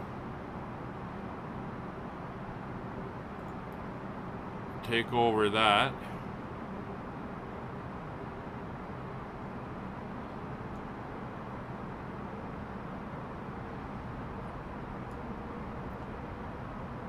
So 149 will be my first to take us to LMM. So that's 149, and then I'll fly in here, go from point to point.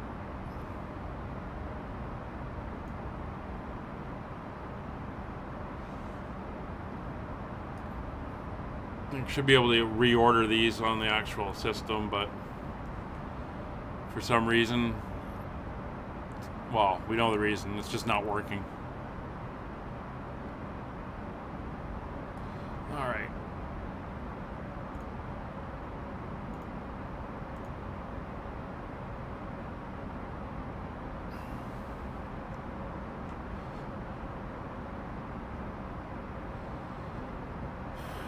Well, we're on the arrival plate.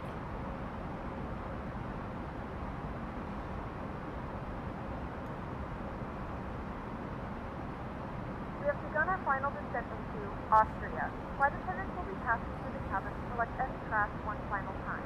Please ensure tray tables are stowed and seats are in the full upright position. Please also store any carry-on items either in the seat back pocket or under the seat when in use. Please complete all Wi-Fi related tasks and stow any larger electronics.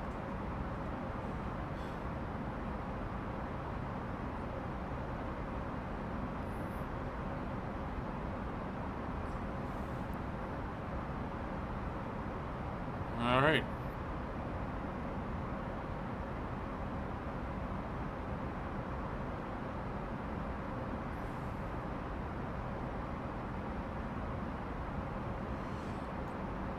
Seatbelt signs go on.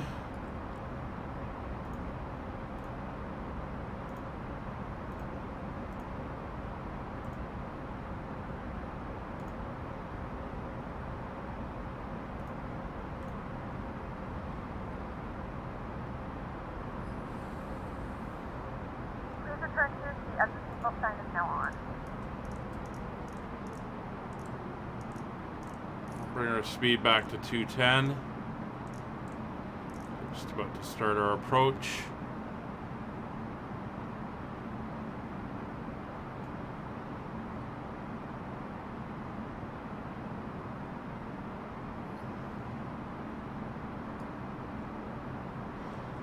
So 1 mile out, I will turn 149.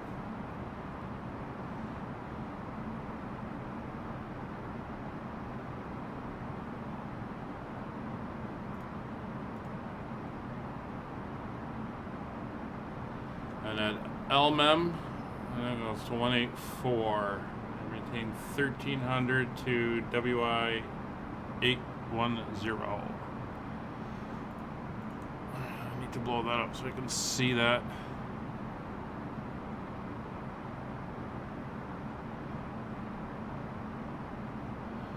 Alright, speed's gonna come down. 7 miles out.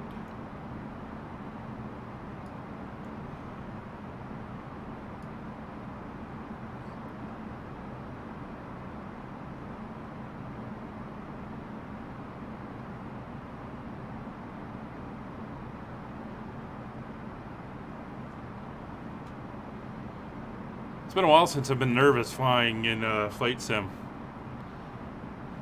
It's going to be interesting.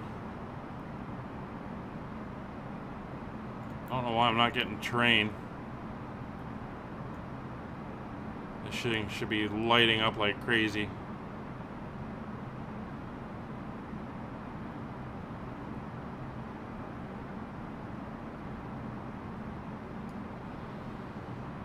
Well, at least we can see. All right.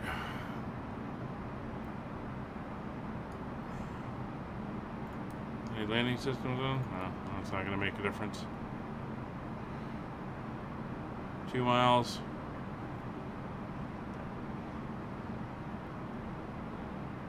There we go.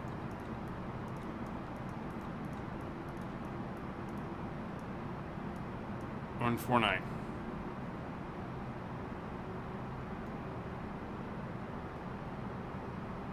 Oh, wonderful.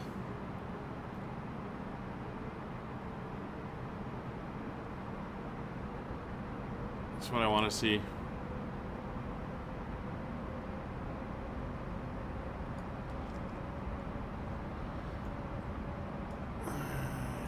Landing lights are on.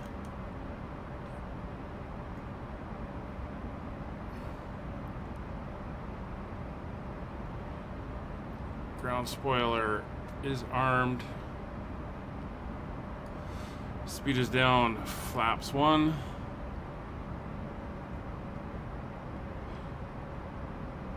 Auto brake will go to medium.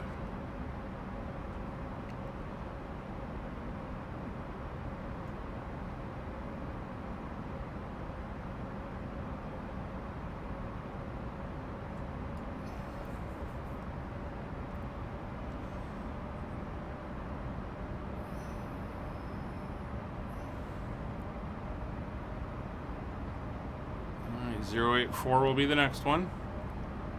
And then we'll slow down to 180.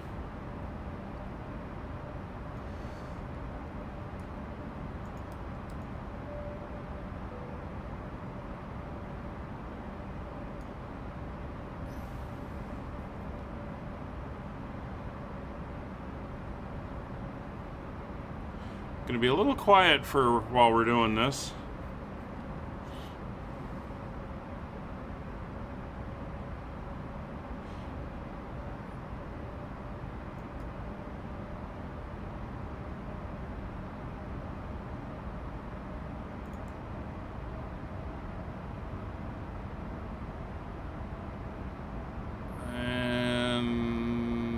There we go.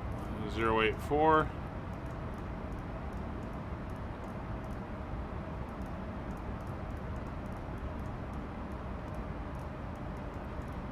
Come on, slow down.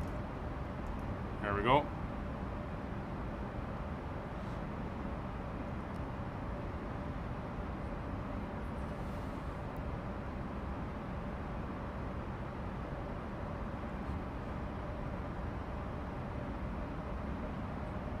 We have to go a little bit more to get back on track.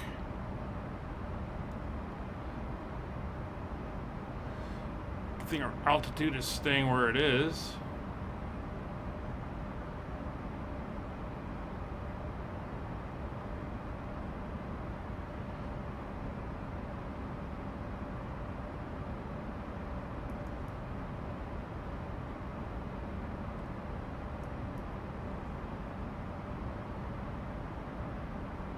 So the next altitude we're going to want is 10.6.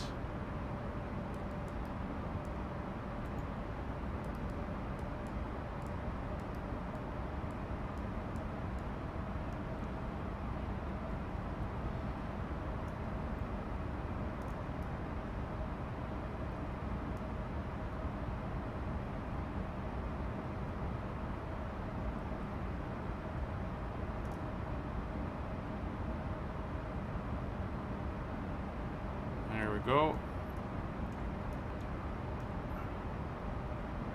084.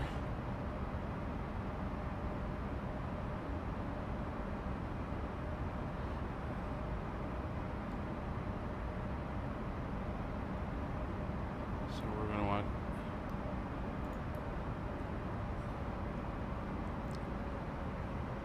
Down to 10.6.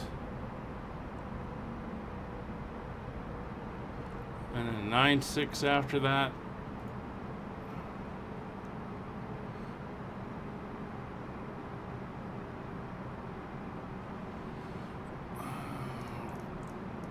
Speed back to 180.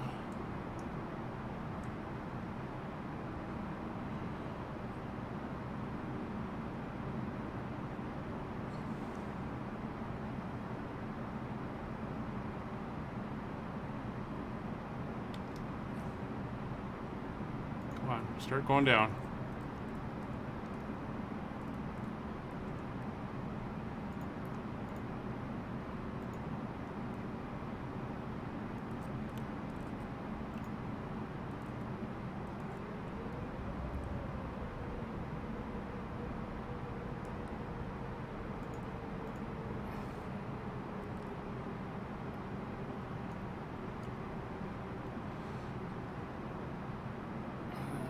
$111.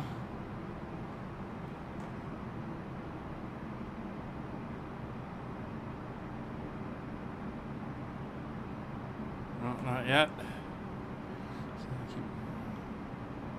Yeah, I want to go to 113.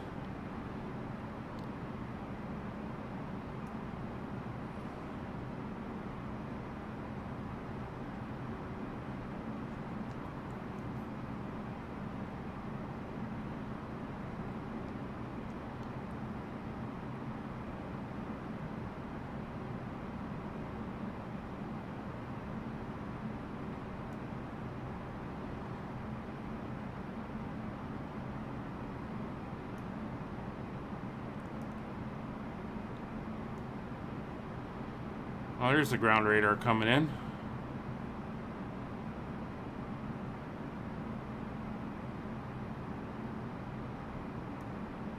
Gonna fight a little bit of wind here.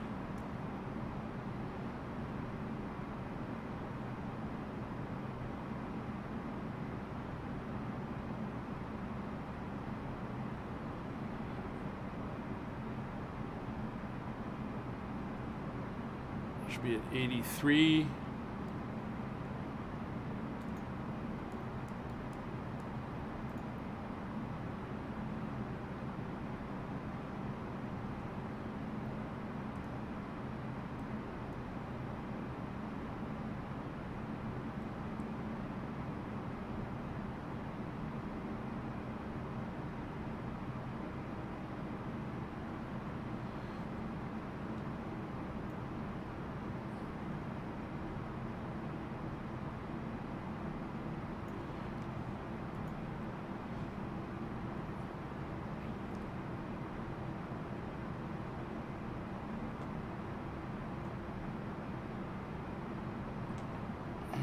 Still a little high.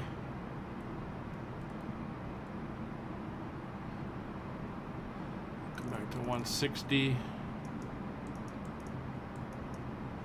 on the speed. Flaps 3.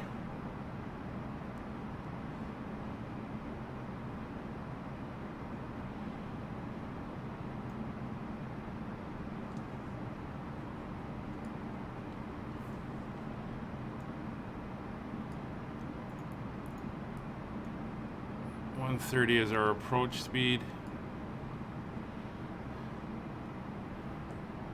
Alright, we're going to want to go to 111 degrees.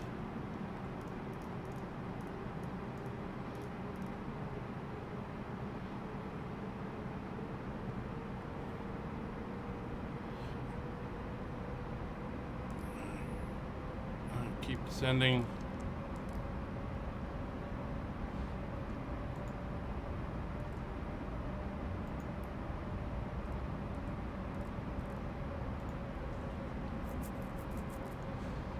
Starting to see through the cloud there. There's the airport.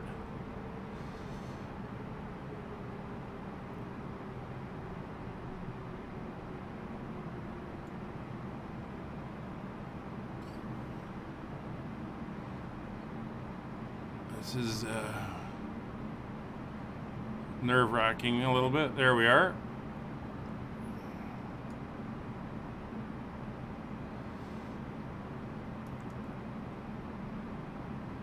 into the cloud layer. There's the airport there. All right. So, 130.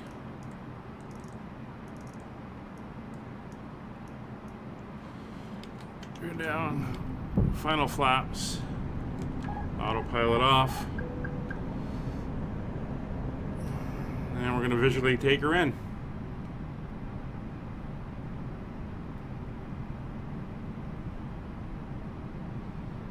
Probably high, but that's fine.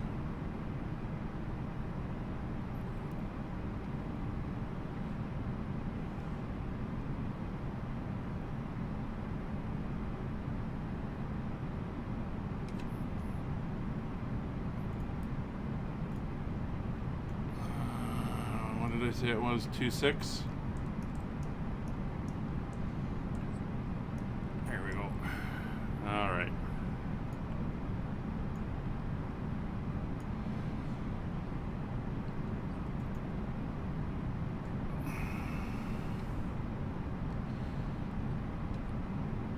I don't know, we're sinking pretty good here.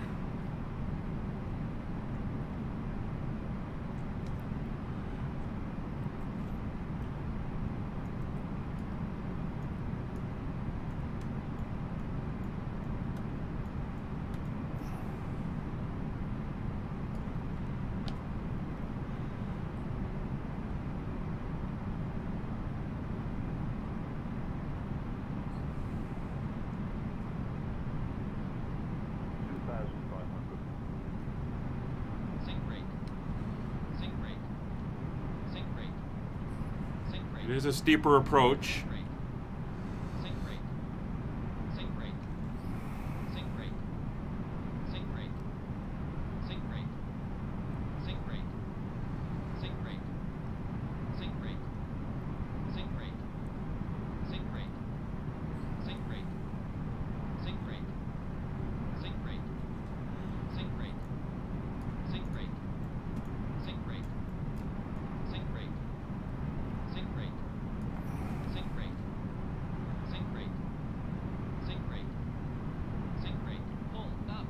Yep. It's all good.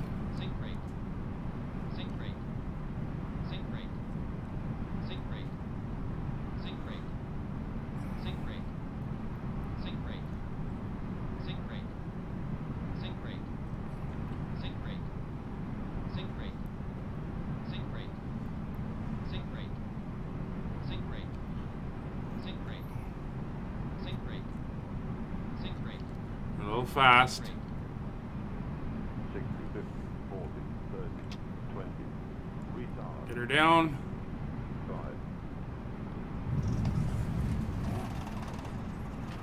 Reversers are full. Whoa, we're bouncing.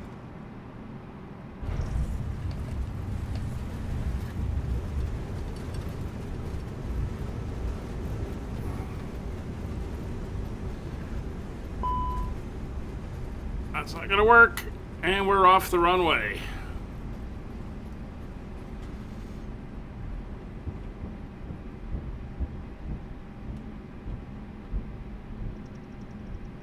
Wow.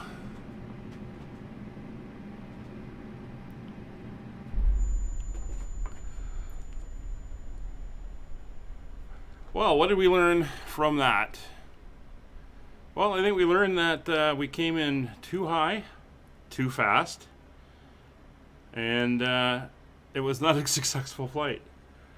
We will we'll do another flight out of here next time. Probably start here and head out. But definitely we came in way too high. Should have gone around and tried again. But wow, what a tough approach. Well, thanks for watching. We'll see you next time. Bye for now.